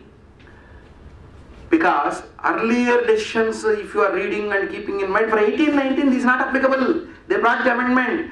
Capital receipts are fully taxable unless, actually the wording in 56-210 is, by or from, this proviso is not applicable. This clause will not, 56-210 is a clause of a section. Section, subsection, clause is 10. So they say gifts are taxable for inadequate consideration or no consideration. For no consideration or inadequate consideration, if a sum of money is received or if a property is received, property means they are given. So, like that they are given. Provided in the following cases, the above clause is not applicable. A. From relatives. That means gifts relative again defined as defined in 56-7. 56-7. So, like that, there are 4 clauses which say 12A 1023C registered institutions by or from. So what I want to say, I am an individual. I receive scholarship from SARC. Institute ICI gives scholarships to CA students who are poor. As a SARC, I have also sanctioned some scholarships, recommended scholarships, ultimately sanctioned.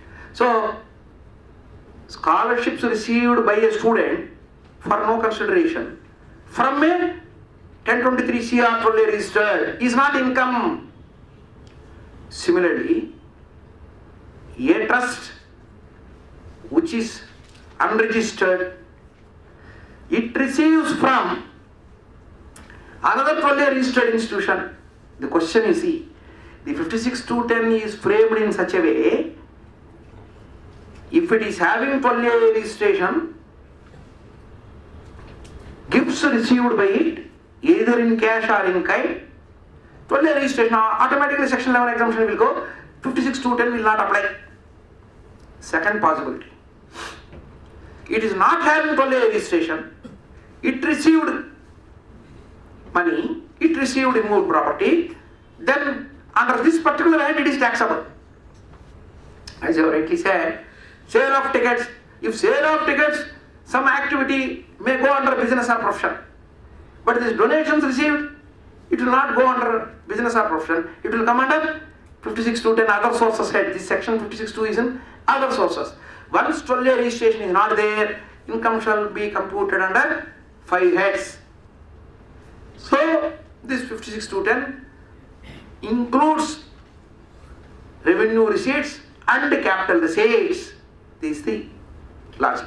So gifts received by it and from 12A registration somebody receiving the gifts. Both are covered by this section. So one should be very careful. So without 12A registration, all these days some temples, some institutions have taken care of somehow. But from assessment year 1819 onwards, it's a very dangerous thing. That's how one should be careful. So this is how I say. Then ATC 2000 rupees also I have explained you. And then cancellation part I have already explained you that if at all it cancels the question, is it a prospect or, for example, now the scrutiny is there. Few days back, assessees would have received the notice for 17-18 assessment year. Because from 17-18 these amendments are heavy. So for 17-18 some violation is found. The assessing officer will complete the assessment levying the tax. Same assessment order he will send it to the commissioner. I recommend it for cancellation of 12A because he has violated, I have seen in my books. So in the assessee's books he has seen the violation. He recommends to the commissioner. Commissioner, by the time he cancels, it will be March 19, 2019. Now the question is, once during this 18-19 if he cancels, is it effective from 19-20 assessment year or my 18-20 assessment year for which already I claimed exemption and filed, will it apply? Are you able to understand the question, sir? The violation is there in 16-17 financial year, assessment year 17-18. 17-18 now only is taken up for scrutiny. Now the violation is found, confirmed by the commissioner. Commissioner gave a notice and then said, I am cancelling. Now by the time the commissioner has to give a notice to the trust and then cancel, reasonable opportunity. And that order is also appealable. So commissioner order also, every commissioner order is also appealable to tribunal. So now, in case you go to tribunal, what will happen? When the finality it will reach? Till that time what will happen? So the cancellation, is it from a prospective date or is it from a retrospective date from which the violation is found? These are all the questions not answered by the courts, but my personal individual view is it's only prospective. For what has gone already, how can you now say it's not applicable? How can I imagine that I have already violated and paid the advance tax, pay the interest, all these things? It's not possible.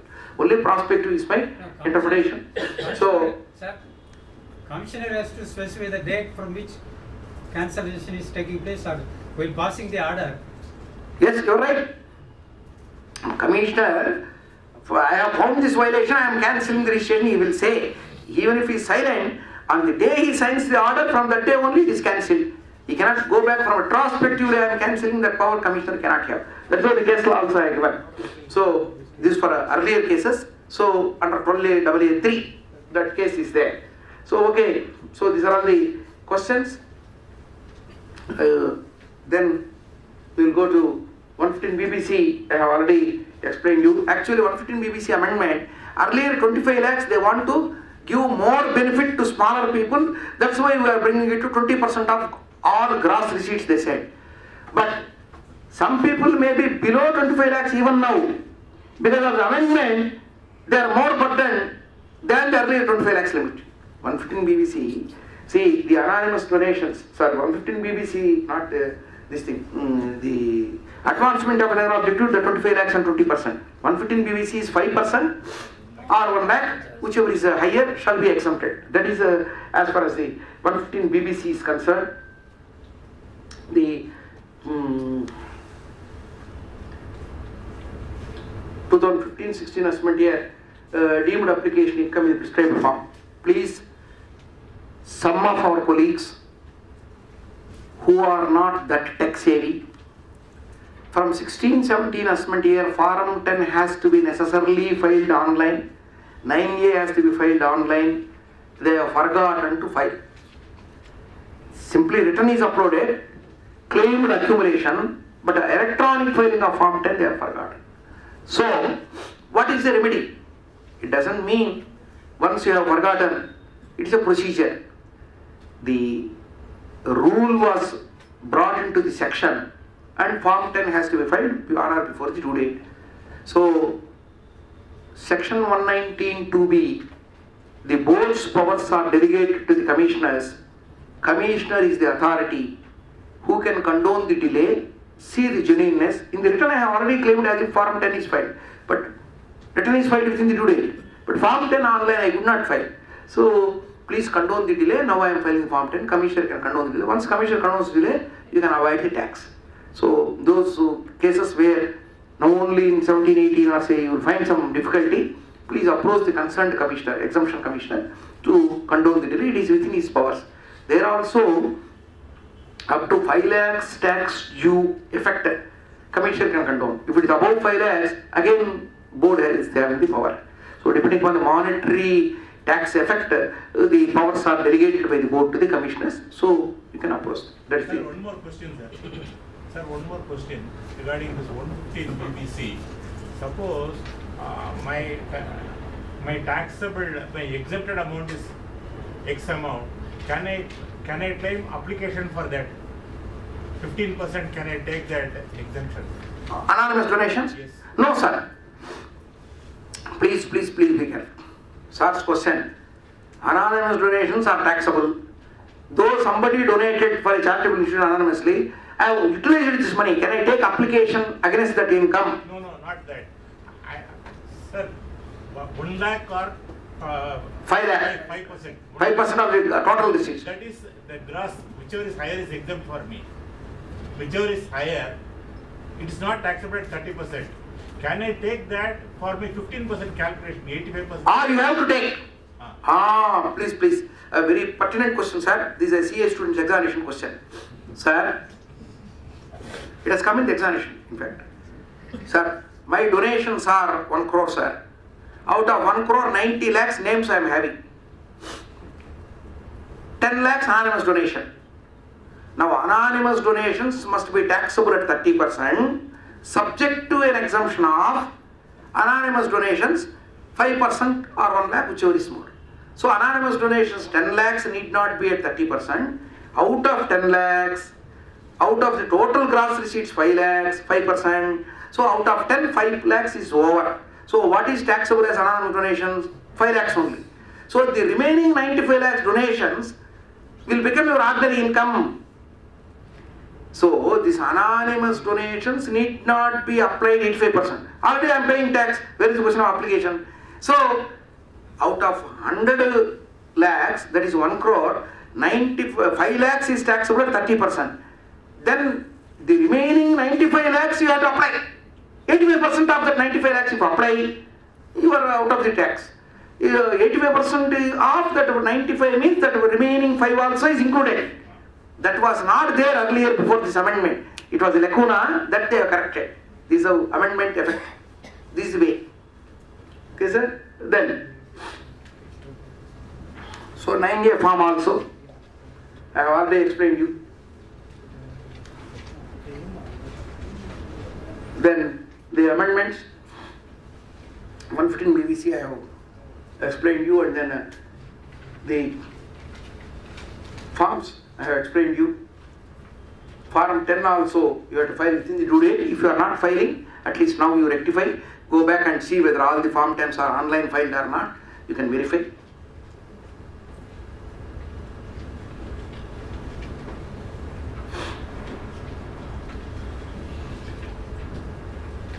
Section 11.2 is authorizing you to file Form 10, and then all the substantially financed also have to file the return of income. That's what I have told you.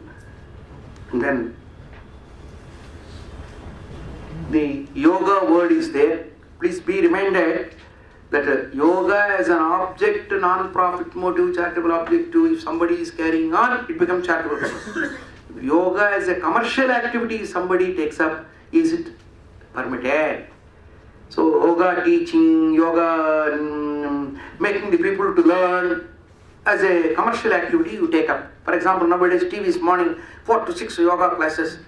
For that they say, sir, we are also promoting yoga. No, you are doing on a commercial basis. Don't say that you are promoting yoga. If it is on a commercial basis, it's taxable.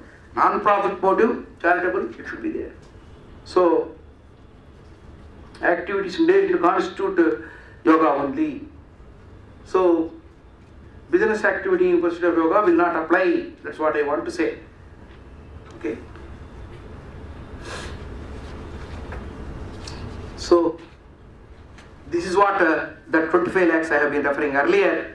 So, advancement of another objectivity, if it is having, earlier 25 lakhs was there, that was removed, and then they said the percentage 20%. But really, is this 20% working out? You see, it is not going to work out. So that's how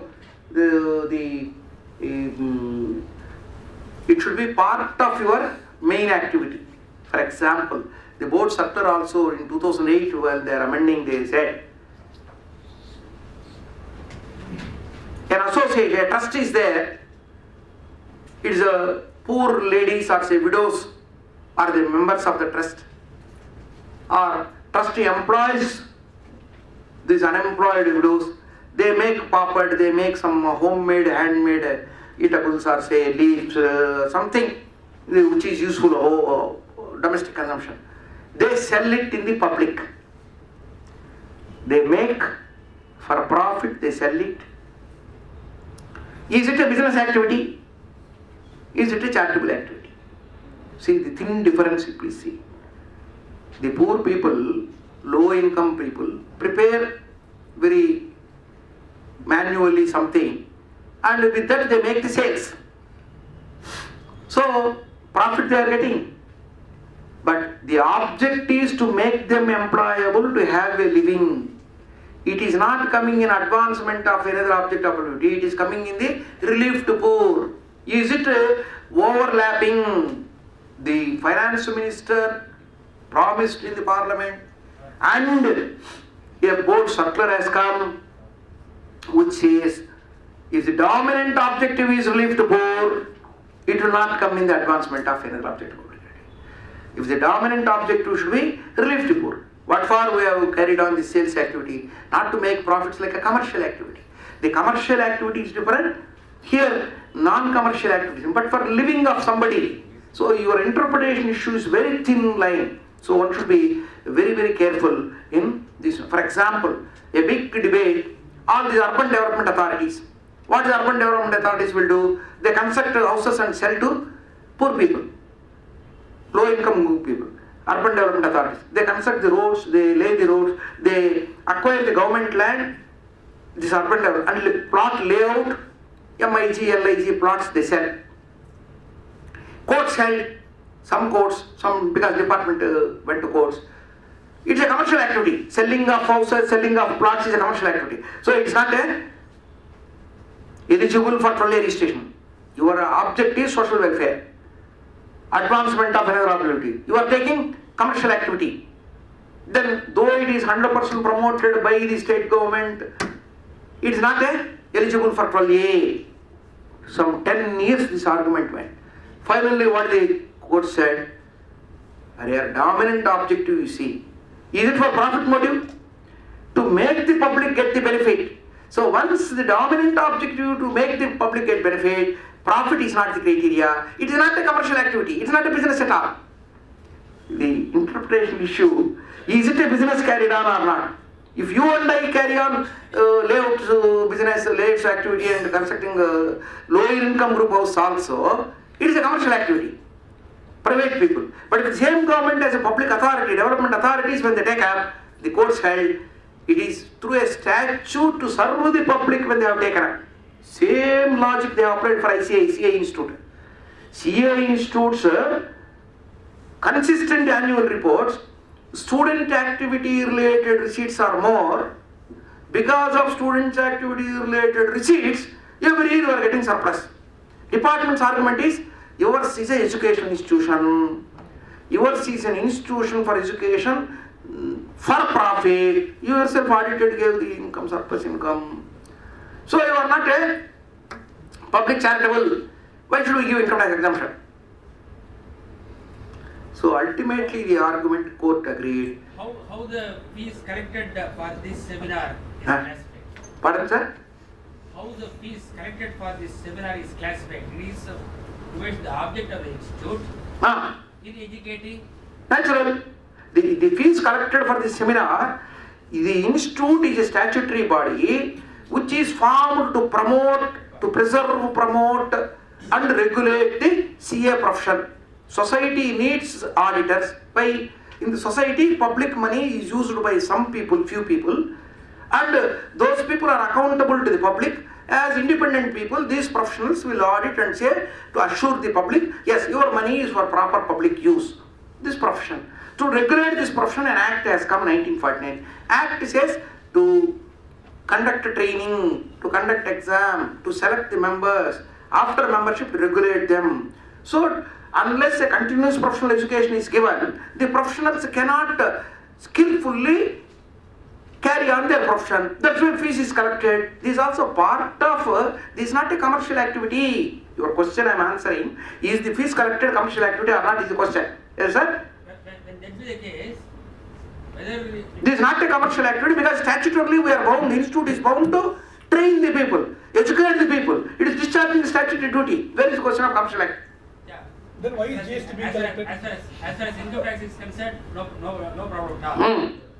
Coming to GST, is it correct on the part to correct GST? It is out of syllabus question, but anyhow I will answer. Today is only income tax class. You are asking what about GST? You are asking.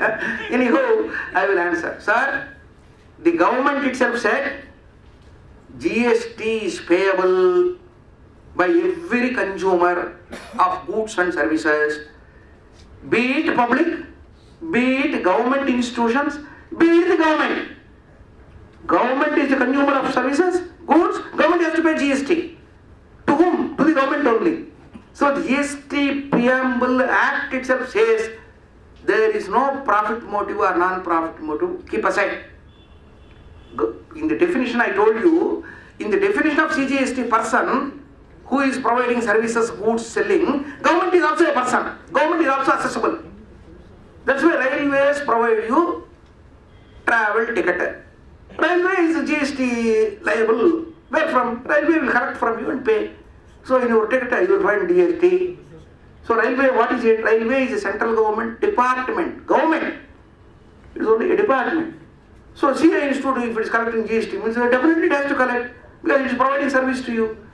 So that is the answer. Finally, consumer is affected, not the government or the ICA. Sir, that is Sir, you asked me a question. Legally, what is available? I told you. So ultimately, consumer affected. These are public general question. Consumers paying GST are affected. It's true. But consumers are affected. Tax when you pay the tax, sir.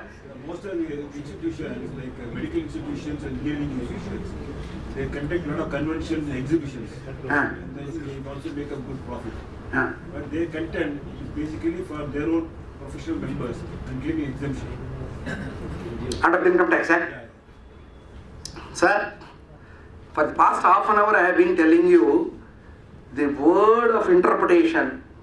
So any law cannot 100% clearly explain you all the possibilities in the society and then draft the law. Law has to be understood on its face, some meaning. Whenever there is doubt, go to court. Courts will explain. Court's explanation is, High Court explanation is binding jurisdictionally within that High Court jurisdiction. And Supreme Court decision is the law. As if Parliament passes law, any Supreme Court decision is equal to law. It's not decision, it's a law of the land. So, your question, some medical college, engineering college are conducting some exhibitions. Is the question? Not college, associations. Pardon? Associations. Engineering associations. No. You mean to say real estate people? No. Manufacturers Association. Like Engineers India. Like Pharmaceutical Association. Like you have got. Oh, you're right. I understood your question. Sir. Doctors' council. You're right. Sir, sir's question is related to today's topic. Is within the syllabus, sir. What is that? A public charitable institution definition, is it applicable for a traders association, manufacturers association? Is the question in simple. So, traders association, manufacturers association, generally in its objects clause will be to serve the members. Those who are all the association members, if it is exclusively to serve the members, principle of mutuality, this 12A registration is not there, will not be given. 12A registration will not be given, and section level examination cannot be claimed. If it is an association which is serving manufacturers association, this association, that association, who are conducting exhibitions like that. So 12A registration will not be given, section level examination. If they are having public serving, then is it charitable purpose, non-profit motive?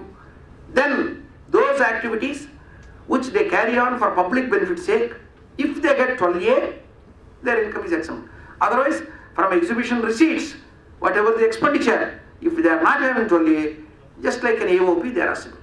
Sir, those who are not having 12A, associations, AOPs, ITR file. You have to file. ITR file means from your activities, whatever the surplus you got, you have to pay the tax. If you have 12A, it should be public charitable. For public charitable only they will give 12A, then only you can claim section of exhibition. These things, even exhibition receipts also. That's the answer. So, we will proceed further.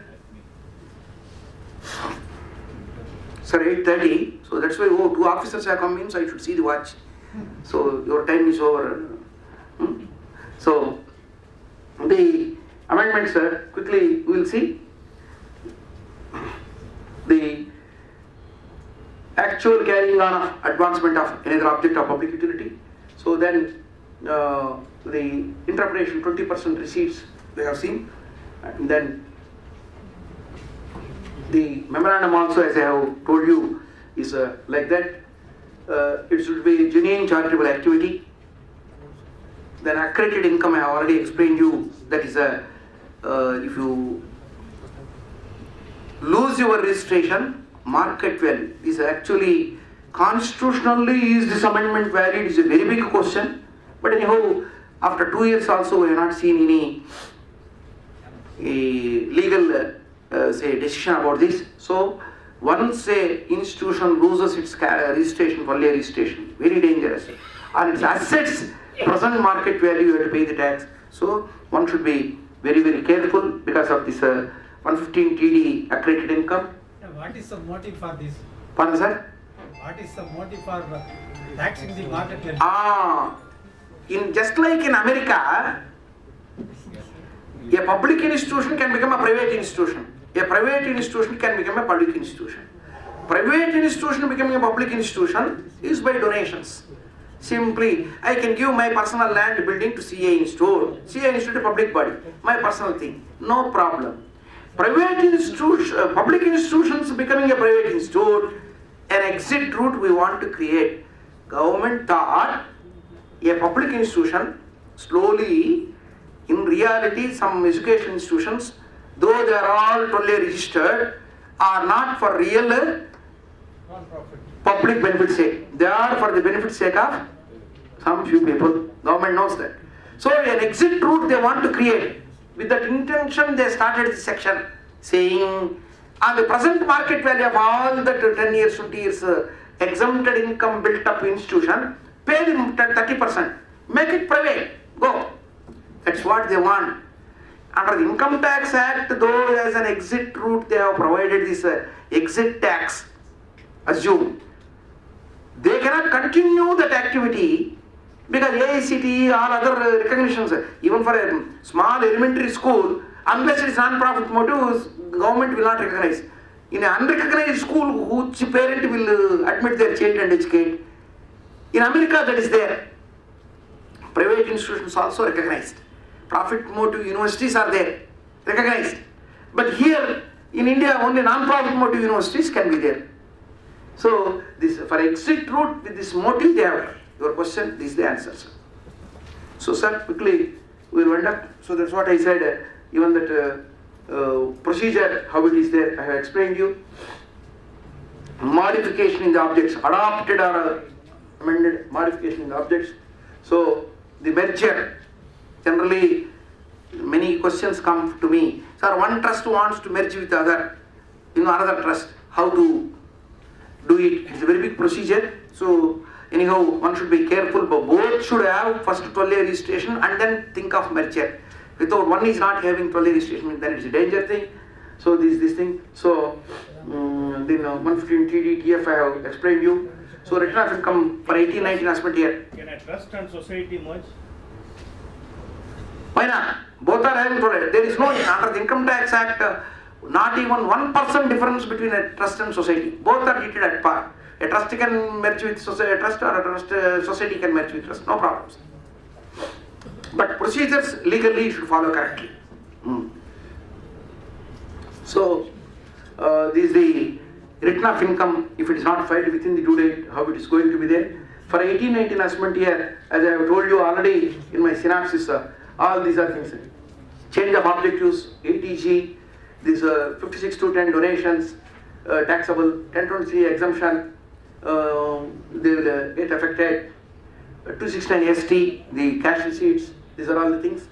So for 19-20 assessment year also, TDS is more important. So every trust, there is no tax audit limit like that. Trust right from the first day, if it is incurring any expenditure, TDS prudence it has to comply, and also cash payments should avoid. So these are all the important changes. So sufficiently I have tried to explain you. So if you have any doubts, sir, write down my email ID. I will answer the questions freely. So if you have any doubts, you please give the email. I will try to answer all. Yes, sir. Mic could work. That 15%, 85% we are applying for that, whatever the purpose is, right? What can we do for the 15%? So from your income, 85% you have applied. What about the 15%? Yes. Sir, that 15% also for your objects only you have to spend, not necessarily. That 15% you can keep if you are not spending, if you are not applying for your object. What you will do? You will buy land for a future purpose. You will keep the money in the bank deposit. You keep it in bank deposit. But the bank deposit should be as per section 11(5) only. So that 15% margin is given to accumulate to meet future contingencies. That's all. 100% if you apply means it's very difficult. That's why they gave the margin 85%. The remaining 15% you should keep in 11(5) mode only. Whether you apply for now or not, it doesn't matter. So up to 85% only you should apply. So any other questions, sir? So, one by one. First here. Tell me, sir. Section 25 companies should, like, they are also non-profit organizations. Should they get registered at 12A? They have to. Sir, earlier section 25 under the Companies Act 1956, section 8 under the 2013 Act necessarily should apply under 12A and get the registration. Because under the Companies Act registration, automatic income tax is not there. They have to register under 12A. Next, sir. The 80G donation 10,000 to reduce to 10,000 to 2,000. Is it cash donation or only cash donation? 80G section itself says in-kind donations, 80G is not eligible. 80G section itself says if I donate to a 80G eligible institution, if I give bank check only about 2,000, if I give land of 1 lakh rupees, 80G receipt they cannot give, I cannot avail it. In-kind, actually not 2,000, 250 rupees. So they have to necessarily be cash under. Through bank only. My question is, I am giving 11,000 rupees account by check to a trust. Is it allowed? Why not? 100%. This 10,000 reduced to 2,000 is only cash donation. Up to 2,000 and above should be by check. 2,000 and above should be by check. Earlier 10,000 above by check only 80G is eligible for deduction. I am a salaried employee. I want to give donation. But actually what the people are doing? Today 1,000, tomorrow 1,000, day after tomorrow 1,000. donation at a time 2000 is, should be 2000 or more should be by check. So today I will give 1000, they will give receipt. Tomorrow 1000, day after tomorrow 1000. Where is the question? So for cash donations, 2000 or more should be by check. That is the answer. Next, sir. Thank you. For CSR donations, can we give that ATG receipt? Sir, you are mixing two. CSR is corporate social responsibility. Company should spend the money. Yes, but they are giving to the institutions. You receive. And they want ATG receipt. Please, what is ATG? Donation is ATG. Donation means unconditional. Generally, CSR is a condition. My money you use for a particular project. So, these are all non-profit motive organizations should receive and use for a particular project because the project has to be approved by the government. CSR funds, not for any purpose, just like that. For projects approved only they should give. So, ATG receipt cannot be given. Because, sir, for ATG receipt, no benefit shall go to the donor is a condition. So, they are getting the benefit of Income Tax Act deduction, Companies Act benefit, compliance. So, Companies Act compliance also is a benefit, statutory obligation they are giving me. So, ATG cannot. That's how. One more question. For a trust having more than 50 crore income, what is the accounting standards are applicable, or I should go for a mercantile system only? Sir, any trust can opt cash system or mercantile system, number one. So, based on your operations, I can advise you. If it is a hospital-like thing, go by cash system. Hospital, education institution, go by cash system. If it is some other thing, then go by accrual system. So, which is the activity we have to see. Number one, cash system or mercantile system, it makes no difference. You can opt. The Act, Income Tax Act is not prescribing you. Number one. Number two, in the computation also, is it cash system income?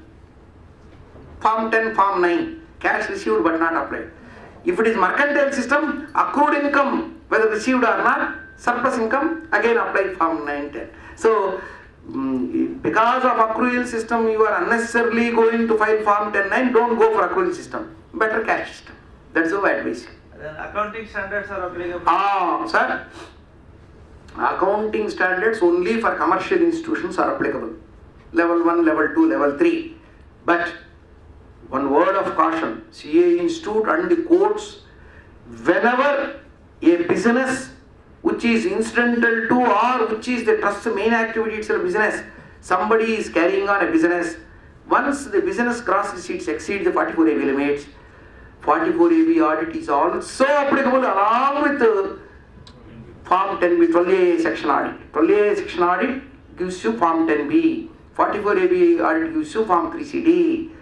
This and that audit also is applicable when you are having some business activity whose gross receipts exceed the 44AB limits. They are not exempting that 44AB audit. That also you should comply. This is the institute opinion and court's opinion. If the business is held for charitable purpose also, this condition is applicable. What is that? If the business is held for charitable purpose. Yes. Then also this... That's what I gave you, no? A hospital is having a pharmacy, medical shop. Medical shop sales are 1 crore. So for medical shop sales, 1 crore, you must have 44AB audit also. And for the hotel institution, trust audit also. Then accounting standards are applicable for entire income. Whenever there is a business income, you go by the institute standards. For non-business heads, commercial activity, no accounting standards. What about the GST, sir? GST applicable to charitable institutions? Sir, GST is applicable to hospital because it is having pharmacy.